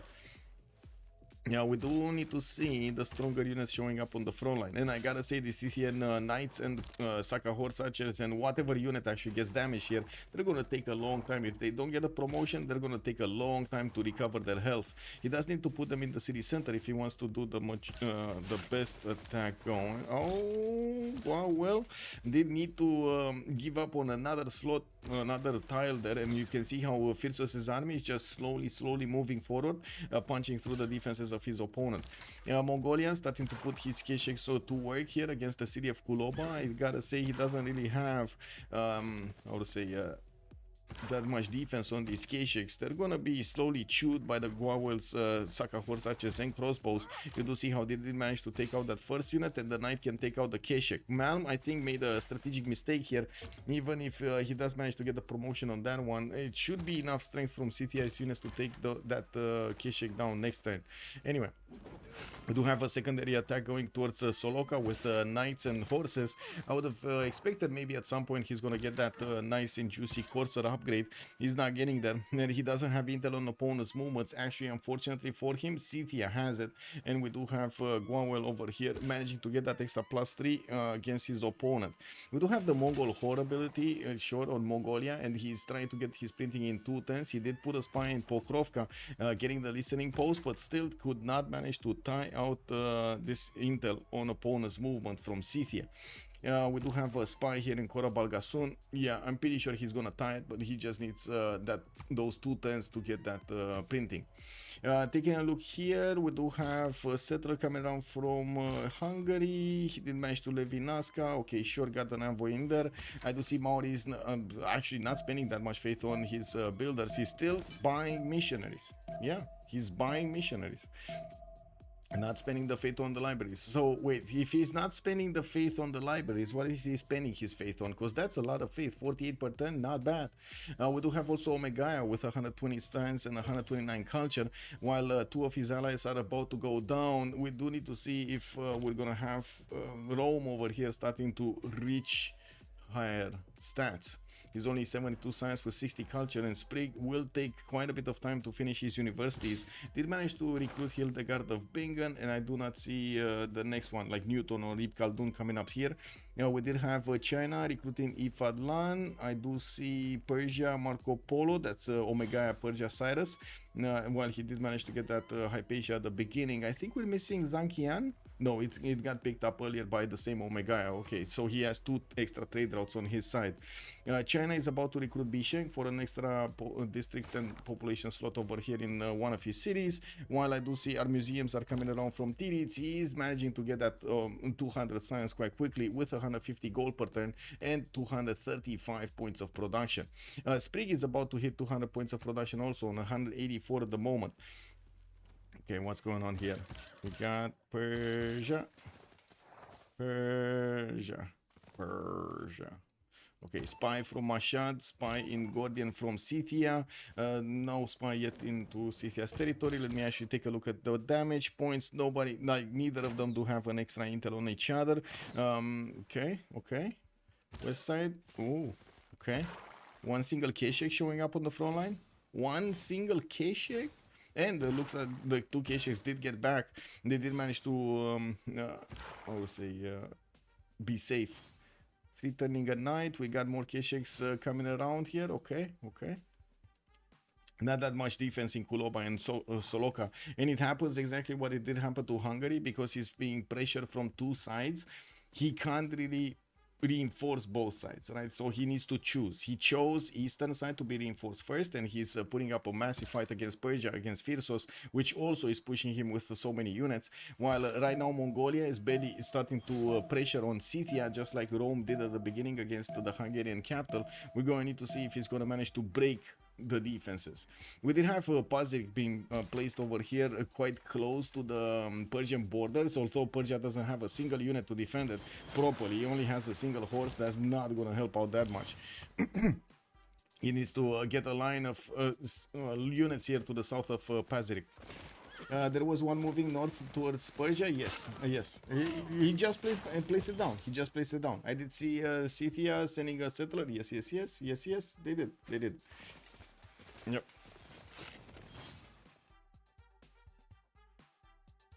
Okay. See, so Mongolia didn't manage to get closer. It took out one of the knights, but now he's gonna lose one of his knights. And well, we do see on the western side here, Scythia did manage to get 4-5 crossbows to counterattack with a single knight. This is gonna be extremely painful to actually attack into that city center if he doesn't have multiple Kesheks with multiple knights around, and a general. He does have the general, he just doesn't have the multiple units.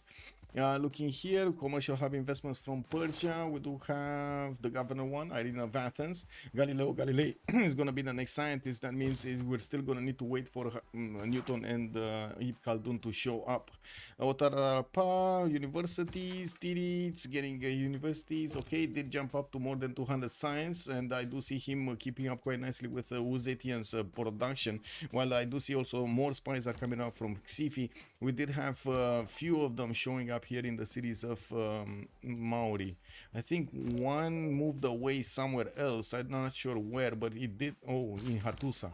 I think, okay, he's trying to take out Hattusa. That's a 72 defense strength city. I don't think China has a unit that can even scratch that city center at the moment. Even with his crouching tigers, he's barely dealing 33 damage against Hattusa 72. And that city does have ancient walls as, well, the normal ones, the 75. On Persia, more knights coming around. He's 230. Oh my god. Oh my god, this is beautiful. Oh my god, this is beautiful. Look at this, boys. Ooh, we're in for a treat. We're in for a treat. Uh-huh. Uh-huh. Yeah. Let's see, is Firsos trying to get to Cavs? No, it's fine. The nationalism coming up in 5 turns. This is the attacking force. He's gonna arrive here in Susa, and does seem like he will have a few one-tile chokes to go through, but the roads already got built. Persia did manage to connect all of those pathways, and you do see these are a little bit higher in level. Those are what, the normal roads, or what? I'm not sure exactly how to call them. Renaissance walls, how roads, not walls, right? They have an extra level above the normal roads always. Persia. Anyway, we do have Scythia moving closer. We do need to see his knights managing to do the damage against the Scythian units. While I do notice Scythia did take out that knight from Mongolia on the western side. Looks like Mongolia only managed to save one of his knights out, and of course he still needs to go through the defenses of Soloka with an encampment finish with the walls up. And of course we do see more crossbows coming around from Scythia. It's not going to be easy to actually chew through this defense. His catapults are on the way. It will take them time to actually take out those walls there in the encampment and then move forward towards Soloka. While I do have to say, at the moment the production queue of Mongolia is quite shy of getting what he wanted. I'm actually curious if they're gonna want to invest into some heavy chariots, actually give away all of his iron so he can get the heavy chariots and upgrade, because the gold, they kind of have the gold though. Sprig here only 17 gold. I do see him getting campus research projects, and I do see him managing to get over 100 science and 66 culture, also 208 points of production. More encampments coming in. He's getting so many cities. He's on 2, 4, 6, 8, 10, 12 cities at the moment. Definitely the biggest empire right now in the game. With 5 turns for intelligence agency from the capital city. We do have him with Hildegard of Bingen trying to take a look, sniff the north over there next to the mountains. While I do see he's keeping some units to the north of Durekortorum to not allow any Chinese units to come and harass him.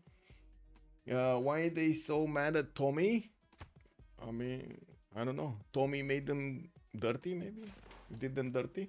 Who is using Muscat? Muscat is Xifi, China. Daniel Dingo also, hello there sir and good evening. Who is this chat playing one city challenge? Painter Q, good evening sir. That is Mikado, the biggest of the chads, actually, the chatters of the chads.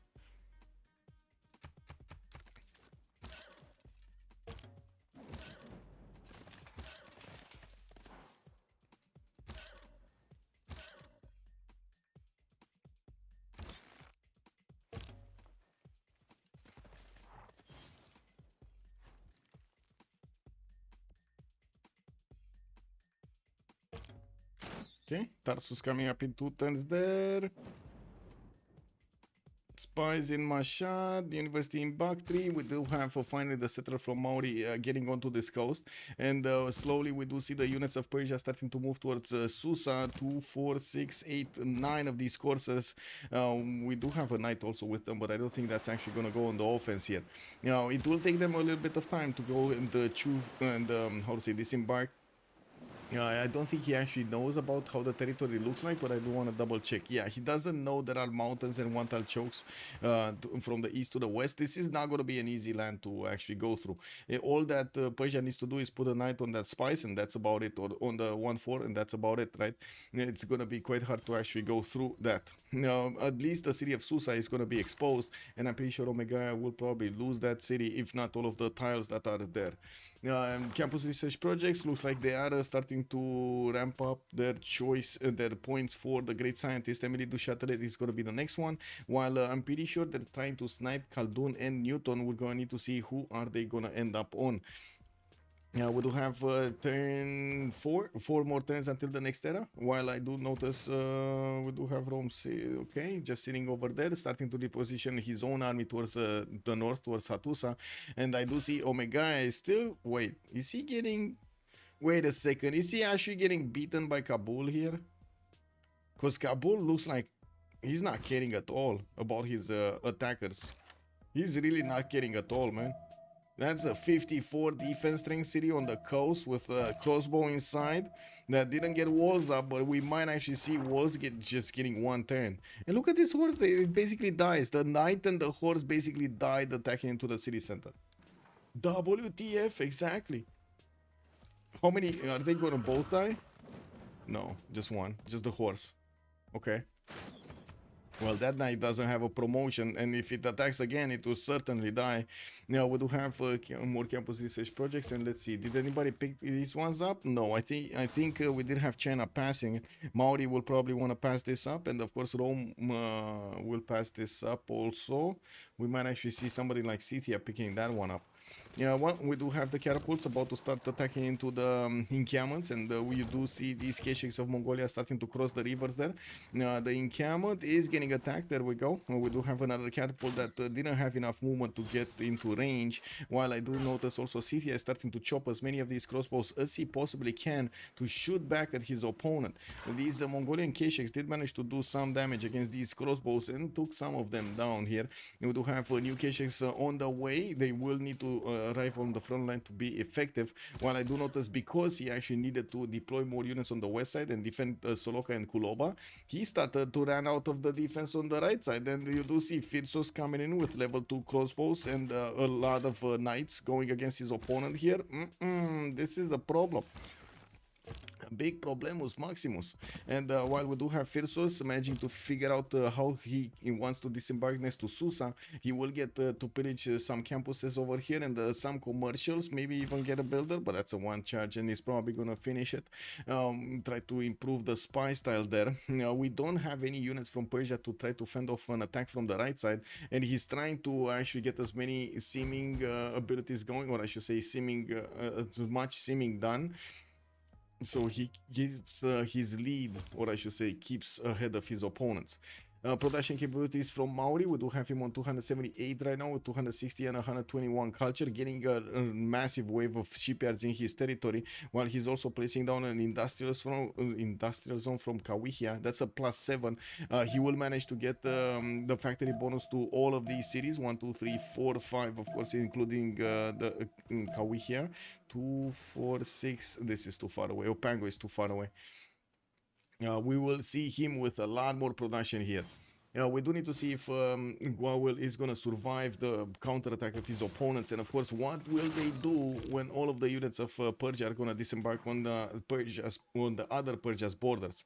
Mongolia managing to take down that encampment, looks like that's going to die alongside with the crossbow, while we do have the Sakahor archers exposed to that northern attack.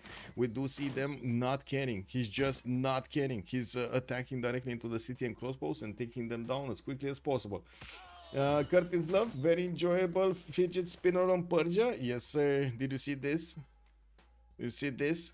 Beautiful, Curtis. Oh my god, this is picture perfect over here. Getting the industrial zones with the damn triple aqueduct setup. Oh, baby. Big. Probably no, I wanted to support Arcanes, but realistically their middle city really screwed Hungary Cyrus dynamic. Yeah. I mean, they could have managed to settle cities over here, right? If Hungary did have a city over here, he could have traded with Persia, no problem.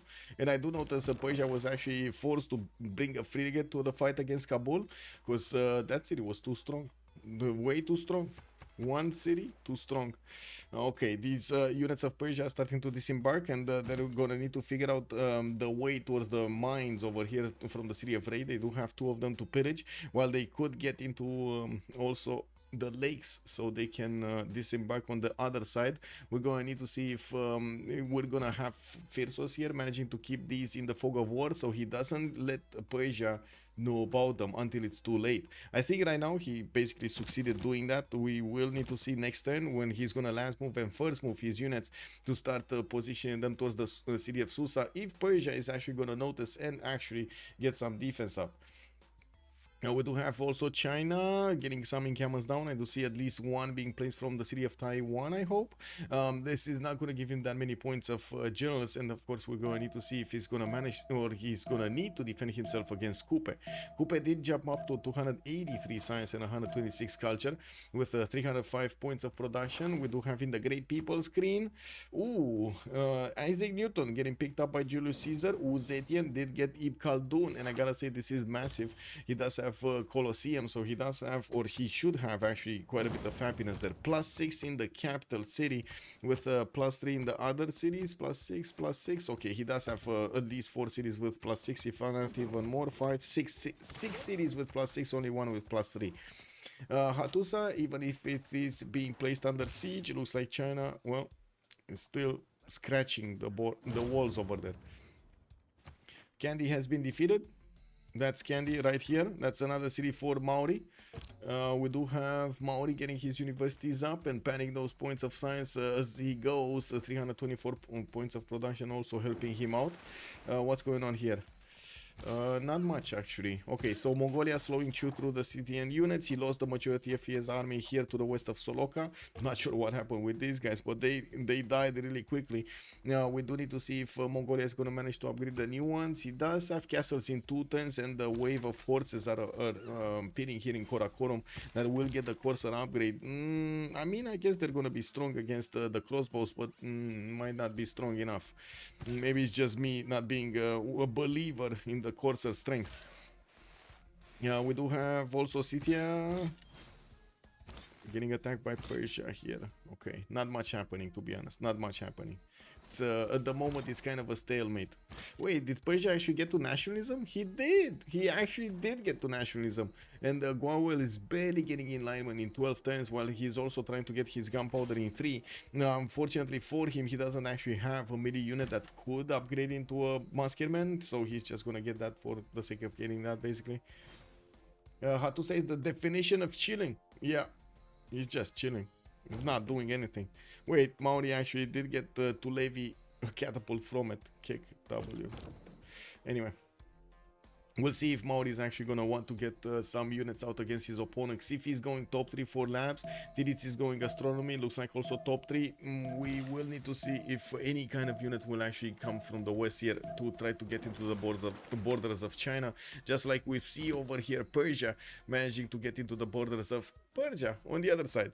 Ancient walls coming up in 2 turns. We do have Firsonian Corsairs managing to disembark next to the city of Susa of Omegaya.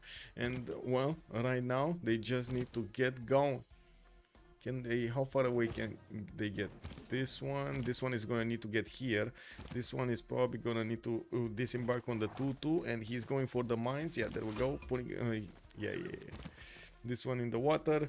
This one is, I think it got attacked by Armag or something while he was in the water, because it lost a lot of health. The walls are gonna go up in 2 turns, and the question is, can they take that city center next turn before the walls go up? They might. Actually, there are 1, 2, 3, 4, 5 units that could attack into that city center. We'll see if that's enough with Corsair strength. Okay, Mongolia Knight. All the catapults just standing around. More Kesheks going towards the city of Kuloba. I do have to say Soloka is quite defending. It's very hard to actually go against that city center. Much easier to go against Kuloba. And as you can see, Persia is managing to get more of these experience points on the crossbows, making them tougher to handle later on. So did Scythia did manage to get some level 2 crossbows of his own. These are very good units to use on the defense. And or offense, of course. A wall is coming up in Kabul just as the city center was about to go down. It was less than half HP, and the walls are just gonna casually get up. He does have an encampment that could keep on shooting the frigate. Oh my god, is he gonna take out the frigate next turn or something? That would be very funny. Looks like game is over for Arcanes. Sabir, hello there, sir, on YouTube. It might be, we'll see.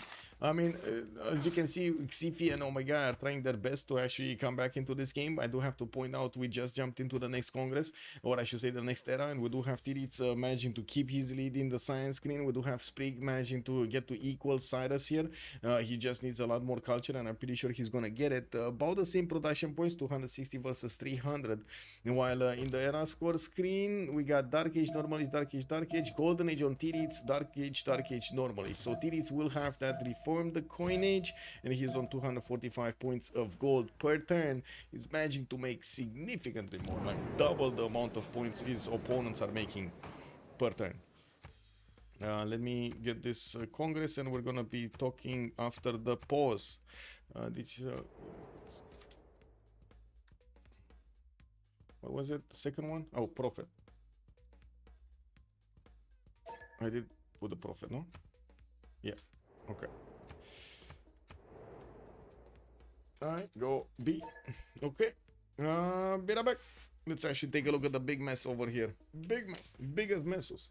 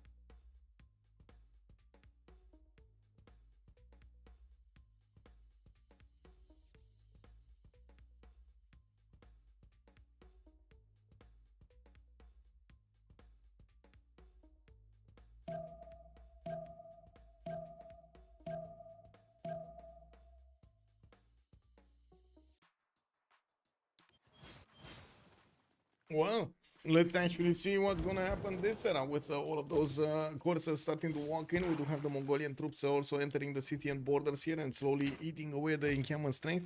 He does have the catapults that can actually shoot. I'm actually surprised that for some reason the walls actually stood up there. Yeah, we do need to see also. Oh, Persia did manage to get a tile next to Pokrovka, but I'm pretty sure he's gonna get shot. We do have night cores available, which are gonna be stronger. A little bit stronger than Scythian units, and of course we're gonna need to see if he's gonna get new ones. Yeah, he's getting some new ones. He's getting some trebuchets also on the way from Tarsus to go into the borders of Pokrovka and smash down the defenses. Merchant Republic got a wildcard slot. A great merchant also doubled the amount of points. Omega lost 2 of his Diplo points, so that Diplo is not gonna happen that quickly. Okay, let's actually see what's going on here. Walls coming up next turn.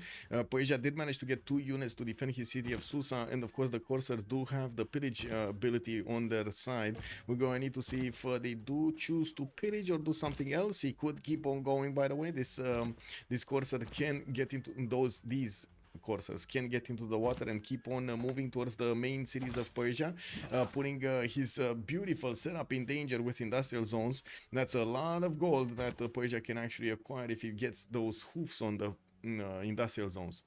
Now, I do see Maori does have a frigate fleet defending himself from Uzetium, from China, getting his art museums going and finishing up his shipyards. He did manage to get 355 points of production, but still shy of what Cifi has on 432.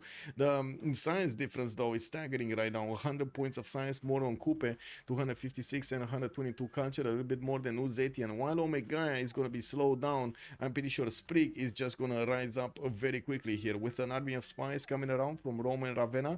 He's getting to pad his numbers with commercial zones, of course, available to get some more gold and available trade routes, which is going to be very good. You can see his markets are also getting built as quickly as possible. We also see a city center has been taken out. I forgot what this name of the city was, but it's not there anymore. I think it was a Fate city center. I'm not sure which one was it, but I'm pretty sure I talked about it because it could have helped out. It could have helped out Hungary. Okay, let's see. Mongolian upgraded corsairs are starting to walk into the borders of Kuloba, took out that encampment, while the catapults do need to move across. We're going to need to see if they're going to get close in the personal with the city of Kuloba to take it down. And we do have Mongolia pushing back these units of Scythia from his army. On the right side, I do see Persia did retreat his units. Taking a look at the tech side, we do have Freritos getting very close to military science, which will unlock calves for him. Unfortunately, I don't see any cav upgrades. He will have the upgrades on the immortal store, so turned into 9 infantries, which are going to be very strong against Scythia. He has a few immortal cores with which could benefit from those bonuses. Walls go up in Susa. We do have Persia getting the pillages done, and you do see how Mega is only 150 science, 111 culture.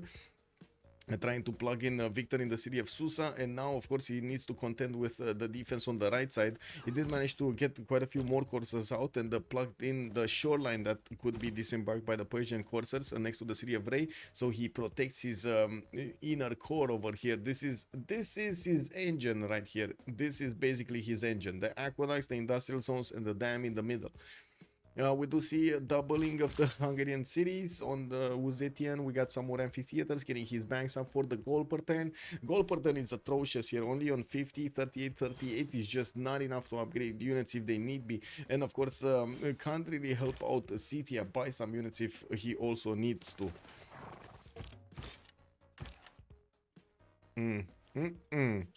Banks coming out also from Freritos, from Nader Shah. We do have him sending more corsairs and corsair cores actually towards the north. Just wants to keep up the pressure against his opponent, maybe even take over the city of Susa soon. He can do damage to the wall, slowly chip away with the corsair strength. You can see these okay, some damage. 5% damage is some damage, not a lot, but they don't take a lot on return. That's the important part. Ooh, this corsair has a problem. I like when Michael takes that break because he kind of needs that break and comes back on the spot. Yep. I need to move my feet. Okay. Mongolia. Can he actually take Kuloba down in this turn? I don't think so, no? There's not enough damage, no. But he's chewing through the units of Scythia very quickly here. And it looks like he's starting to promote some of his Kesheks, getting the position next to the city of Kuloba to start shooting down the city with his Kesheks. Looks like they do have enough damage to chew through that city wall without the catapult shooting, even though he does have one coming from the south. More of these corsairs walking in. They can two-shot the crossbows if they do get to cross the river, and I'm pretty sure that's what his plan is going to look like, trying to take out these crossbows as quickly as possible. A new knight has been chopped. Guawel is trying to use every little bit of advantage that he can get from his territory to keep this intact. We do have also Freritos still needing to get his units out. And because he deployed those units towards Persia, he slowed down Persia, yes, but he didn't have enough reinforcements to keep on attacking Pokrovka. He allowed Mongolia to start coming in to help out with this, and of course we do see new knights coming in from Mongolia, while we will see all of these Kesheks chew through the defenses of Kuloba. We will need to see if this is going to be enough to take out that city in the next 2 turns. There are a few counter-attacking Scythian units, and I do not see at the moment Mongolia managing to do enough damage to push them back or withstand them, basically. His courser might get taken out next turn. Knight also is quite in danger. You do see the Knights of Scythia are stronger than the Mongolian units, even if they are on the same level of intel, not a problem. The Knights of Scythia are still gonna be stronger. In the Congress merchant, great merchant, I see this. We do have Rome managing to get a lot more science, 153 and 59 at the moment. Still needs to put out theater squares. Doesn't seem like he cares at the moment. You do see how many farms he built. This is so he gets as much population as quickly as possible. And we're going to need to see if that is actually going to serve him well. With Cooper running away with the game, we do have him on 275 science, 131 culture, gunpowder in 1, colonialism in 1, getting some more frigates, and I do see he's upgrading his coal power plants. Remember, he already got his shipyards in most of his cities. It's just a matter of time until that production just goes woo. We did have him settle a city, Taupiri, and he did manage to use St. James of St. George to increase the wall defense in that one. We do have Firsos, his ally, managing to core up his Corsair units next to the city of Susa. While I do notice some of them are actually getting damaged here, they did manage to pillage all of the mines. 1, 2, 3, 4 mines with a commercial and a campus, but that campus didn't have a library in it, and neither did the commercial have a market in it. New coal power plants coming up from Megaya. He's staying on 148 science with 121 culture. 375 points of production. Does look good though. And he did go for industrialization. That means top 3 discovery. That means not very close to cuirassiers, not very close to steel. We do have Mongolia getting his new spies out and pushing in Kuloba. Kuloba's walls are about to go down. Mongolia does have units attacking to these Scythian crossbows, and those crossbows did expose themselves out of the borders of Soloka. They were standing on the hills over here, and they were quite defensible. Now they are exposed to all of these Corsair counterattacks from Mongolia. We're going to need to see if these are going to manage to do the damage and take these units down. And of course, with the Mongolian knights getting close to Kuloba, next turn we might actually see that city center being taken out entirely. Remember, if the encampment is in the city, actually this is pillaged, right? I think the knight is not actually gonna have anything happen to him. Anyway, I was thinking if he takes the city, he might actually delete the encampment as in the unit in the encampment, but it's pillaged, so I don't think it will.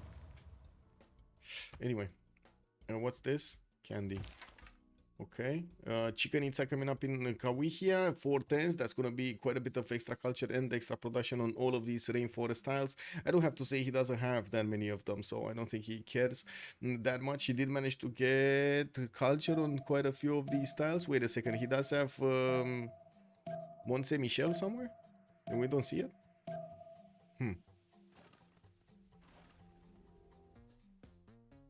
No. That's the it is what it is. Kick W. No. Anyway, do Arcanes see any other way out? The Mare effect on JJ. Good evening, sir, and welcome. Yeah. The Mare effect. Okay. Kick. It is what it is. Yeah, Kuloba no more walls. Knights getting close up and personal. They can attack into the city center. They won this time. We do need to see the Keshek still do an attack run, and you can see he's prioritizing taking out the crossbows on the right side with his other Kesheks and Corsairs. While I do notice Persia is coming up for another round against Scythia's main units. We do have some more crossbows getting out, and I do notice Scythia is running out of steam here. It just doesn't have enough production to reinforce all of his borders. We did have that safety city of Pazerik, and I do see he's getting another safety center in 14 turns, or I'm pretty sure he's going to be faster. He's just going to chop it out. He does need to get somewhere in the north here if he does want to keep safe.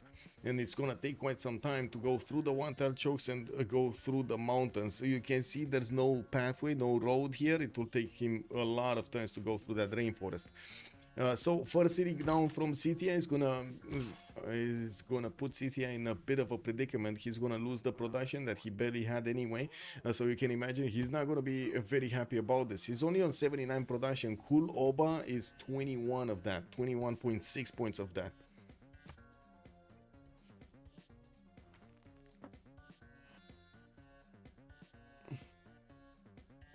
Whoa. Totally forgot about the chats. You think it's GG soon? It might be GG soon, yeah. Give me a second so I can put the chats in order here. Actually, I think I should keep this one here because sometimes we have stuff that we get to comment on this, and I think it should be up on the screen, you know. Anyway, intelligence agency from Persia getting to finish next turn for a free spy. We do have him getting a new encampment and moving his trebuchets towards the front line. He does need to get them to eat away the Scythian defenses, even though we don't have walls coming up. Soloka does have one, and I do notice Mongolia can actually pillage the government plaza of his opponent of Scythia, while he might actually need to focus on the crossbows also. He does have a knight from Scythia trying to stop the Kesheks from moving closer to those crossbows. Now, well, let's see the takeover of the city of Kuloba. That's a knight from Persia that just got taken out, but not before he actually took out the mine, the iron mine.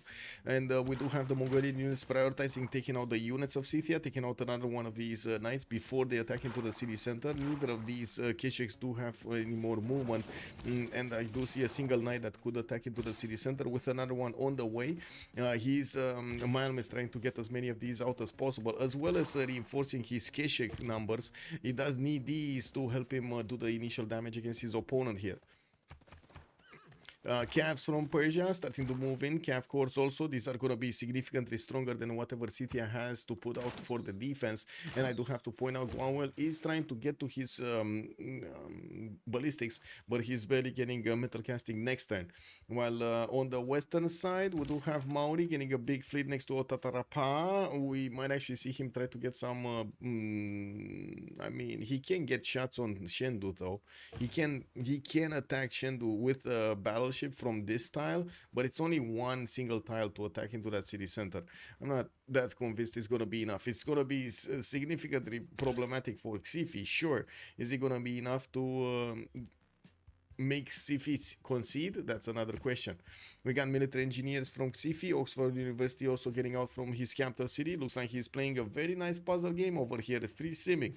I did also notice Persia did push back those courses of the other Persia, of his opponent, while I do see he's starting to reposition his units on the other side of the lakes over here to try to stop another invasion.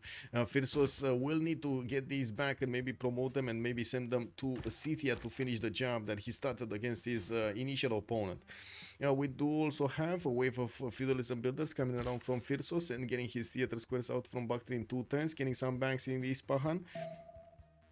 Yeah.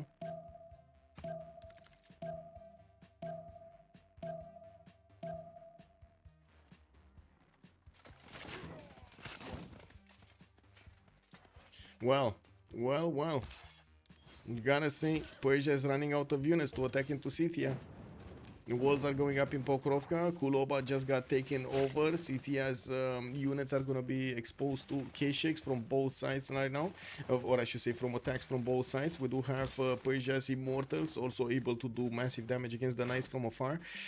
Taking quite a bit from the crossbows also on return, even though the Mongolian Kesheks are going to make quick work of that crossbow there in the north. I do see Scythia is trying to lash out with as many units as he possibly can against his opponent here. With the Cavs managing to get onto the front line. Now these units of Scythia don't look like they have any more chances. 91 strength attack from these Persian units with a +5 from the Dark Age is just way too strong for Scythia to handle. Did Scythia not manage to get the... He did get the Dark Age, and he should have the Dark Age card, no? Garrison Commander? Yes, he does have the Dark Age card of his own. Okay. And there we go. The Trebuchet Corps is going to manage to make very quick work of the walls that are going up in Pokrovka. Those are just going to delay the takeover of the city center by maybe 2 turns or something like that. I suppose that it didn't help that Hungary went down so quickly. Yeah, it didn't. I wouldn't really say it went down that quickly. There was a massive investment from both Rome and Mongolia to take down Hungary. Like, Rome took this much to actually recover, right? He's on 180 science and 72 culture, still has quite a bit of production to recover. But anyway, it's fine, I guess. We do have the walls in Hattusa being taken out. It's incredible that China barely managed to take down that defense of the city center. And I do see he didn't really move Maori's unit, Maori's Amani from that city. Actually, Tidits in the meantime got more envoys. He's on 43. Scythia should have been ready to push Mongolia when Hungary attacked Mongolia. Yeah, he did. Wait, he did, Temu. He did push Mongolia. Like when Hungary was fighting, there was a significant chance that Mongolia would have died here if he wouldn't have been, how to say, on point with his unit count and with his defense. He would have lost his cities. There was a massive amount of units coming from Scythia and from Hungary from the left. He pushed after Hungary was pushed back. Yeah, I mean it's a lot, how to say, a lot more distance here than it was here. That's why a few turns mattered. Okay, and there we go. Firsonian Cav course walking in. We'll need to wrap around to try to take out this knight from behind, put the city under siege, while in the meantime the Persian units are taking down the wall defense in Pokrovka. We're going to need to see the Mongolian ones also showing up here to do the final damage against these other Scythian units defending that city center. And Malm does have also his own catapults and bombards, started to get bombards on his side. Still focusing on the city center directly, not really caring about the units around it, you know. Yeah, there we go, there we go. Does he have another unit? No, only one Cav Corps can attack into it. But that's it, walls are gone. Next turn, city is going to be taken over. And Scythia does still have the city of Pazyryk, and he's still working on getting a settler out in 3 turns. He might survive. What can I say? He might survive. I'm very curious if we're going to have Mongolia sending his units towards the north there. Yeah, there we go. Settler just got chopped. He's trying to put it on that coal tile. I mean, to be honest, Persia does have a unit there, so I'm not sure if he's going to be happy sending a unit in his opponent's arms. They had to take out Mongolia. Yes, they had to take out Mongolia. I totally agree with that. Scythia's decision to attack Nader after upgrading to knights feels really sus. Yeah, but he was, I mean, he was kind of, yeah, I guess so. Wait, I remember. There was no attack from Persia, right? There was no attack from Persia on Scythia. He just had units here to the west of Tarsus and towards Mogadishu, and then did get attacked by Scythia. Okay, and that triggered all of this back and forth war until Scythia remained without units. Yeah, got it.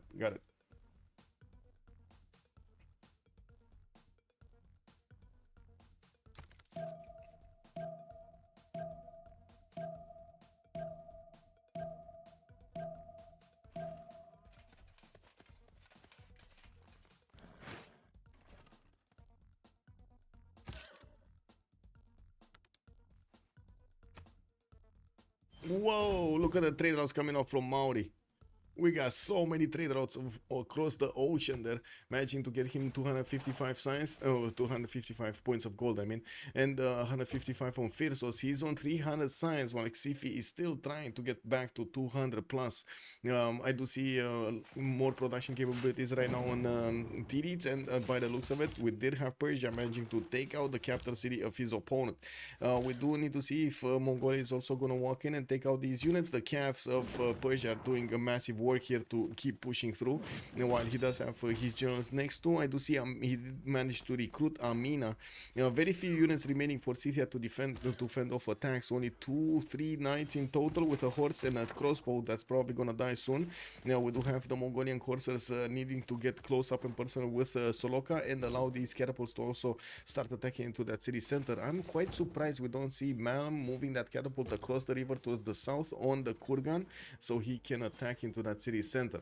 Looks like he's choosing to go towards the north, actually, in the borders of Kuloba. Interesting. He does have a bombard, I guess. Oh well, it is what it is.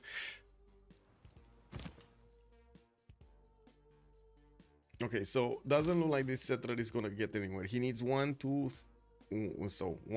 2 turns, 3 and 4 to settle on the coal. Probably is gonna be stopped by the Persian courser, by his opponent.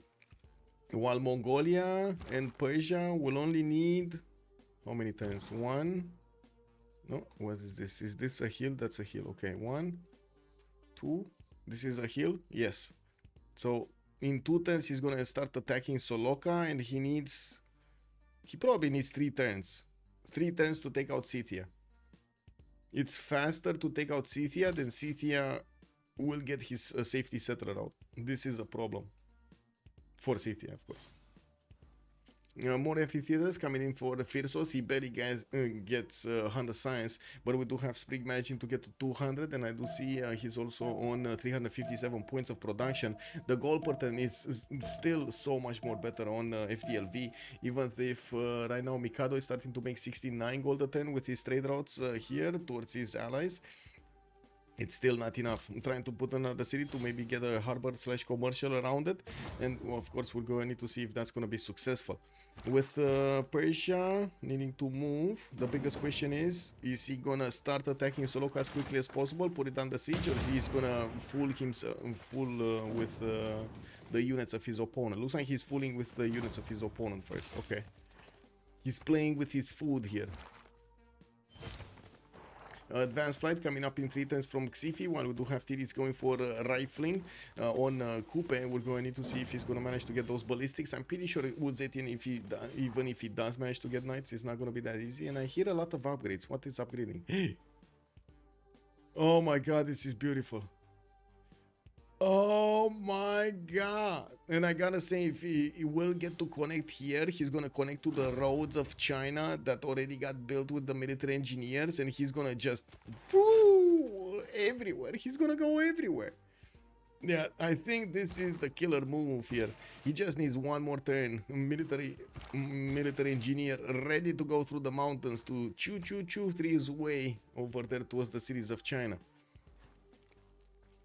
We do have quite a few frigate cores from Tirits coming up from his cities. He's trying to build his Colossus, and I do see he did manage to also get his own flight, building up his hangars. I don't think he has advanced flight, though. It shouldn't be that hard for him to get there. And what is going on here? Okay, city under siege. Persia got close to it. The trebuchet needs to come in. The trebuchet needs to move. City had decision to attack Nether after upgrade. Okay. Yeah, did read that. Okay.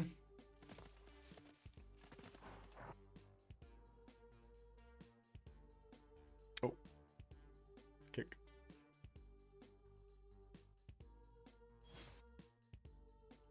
Click, click, click. Click. Oh my god, there's so much text.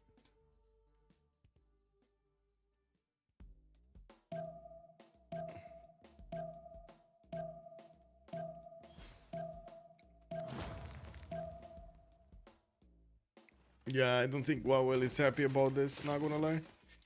Oh well, it is what it is. Wait, city shouldn't be under siege anymore.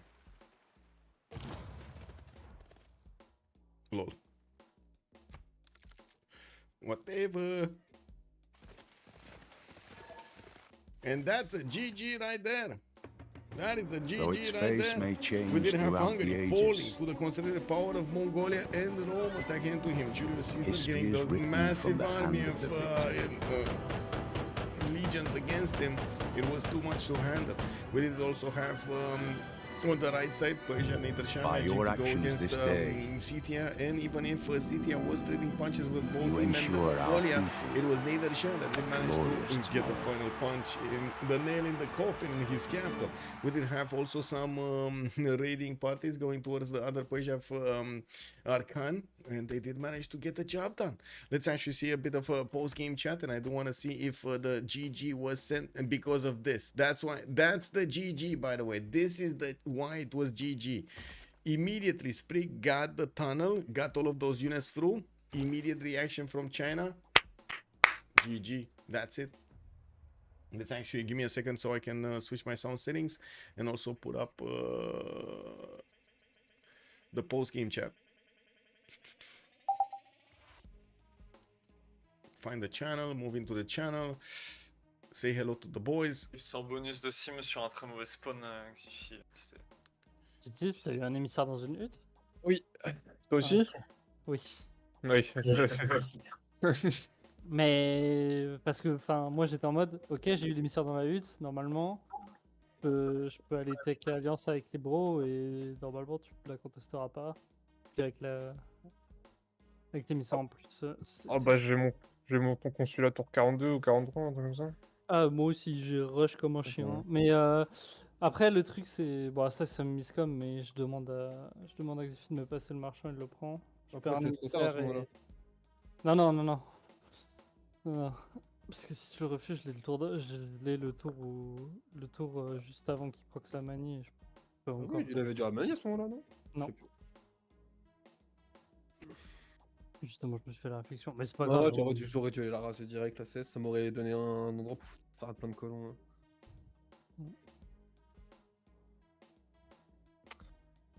Bon bah bien joué les potes. Je vais vous laisser là, je dois y aller. Passez une bonne soirée. Ben moi, c'était très fun.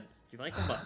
Thank you so much, sir. Ah t'as essayé de me Thank you bourrer very hein, much. mon salaud là. Thank you. Switch retained Bah, his je t'ai knighthood tenté. for 26 Je t'ai vu months. monter à 300-400 Euh. militaires super vite là. Je sais pas, peut-être que je dois faire des stats. Mais je pense que c'est greedy de faire des stats dans ma position. Peut-être avec un peu plus de spad au lieu des cavaliers là. Qui On avait font pas de des fer. archers. On avait Ah, pas de merde. fer. Mon fer, je pouvais pas le travailler. Il y avait le gros raciste de Spriggan avec des guerriers dessus. Je crois qu'il avait la masse sur toi. Hein. Puis il m'a capé littéralement indéfendable. Je vais grailler moi. GG, bisous. Pas Je de. Bisous. pas- Parce que si ma cape elle est plus défensif, mais moi je laisse mon général côté Sprig, mais là c'est dur. Je pense que j'ai fait Ouais, pas mais mal je pense, d'erreurs. sur la vie. Ouais, mais je pense que c'est trop dur de toute façon. Ouais, je l'ai vu le pipe les tunnels, mais j'ai dit on garde l'école pour acheter 2 bombers et j'essaye de raser petite face, tu vois, genre 2-3 villes s'il full grid. Ouais, bon. GG, En well fait, played. je me dis, t'as pas acier, Bah. t'as pas encore les V-ships là. J'ai next turn, j'achète 2 bombers dans ma ville et j'essaie de vite te prendre tes villes, tu vois ce que je veux dire. GG, mec. Aïe. Thank you for allowing me to stream. It was quite avec des bombers, something. avec des bombers, Quite something to watch. Amazing. Il te manque des unités, non? Pour... Ouais, je suis en train d'en sortir des unités. J'en ai plein qui sortent next. Parce que il y a quand même la frégate qui va te two-shot tes unités quoi, si t'as pas basique. Ah, mais c'est pas ça le Ouais, problème, gars. de toute façon, les frégates, au pire, je les one-shot avec les bombers, tu vois, c'est pas un souci. Vu que j'ai les first move en plus, je peux facilement la smooth. Wait, they really want to talk over there in French. It is what it is. Thank you so much for watching. I do hope you enjoyed the show tonight between Freritos de la Vega and Arcanes. They did manage to get that win on the board on the Freritos side, and as you've seen, we had quite a few things happening on the map here.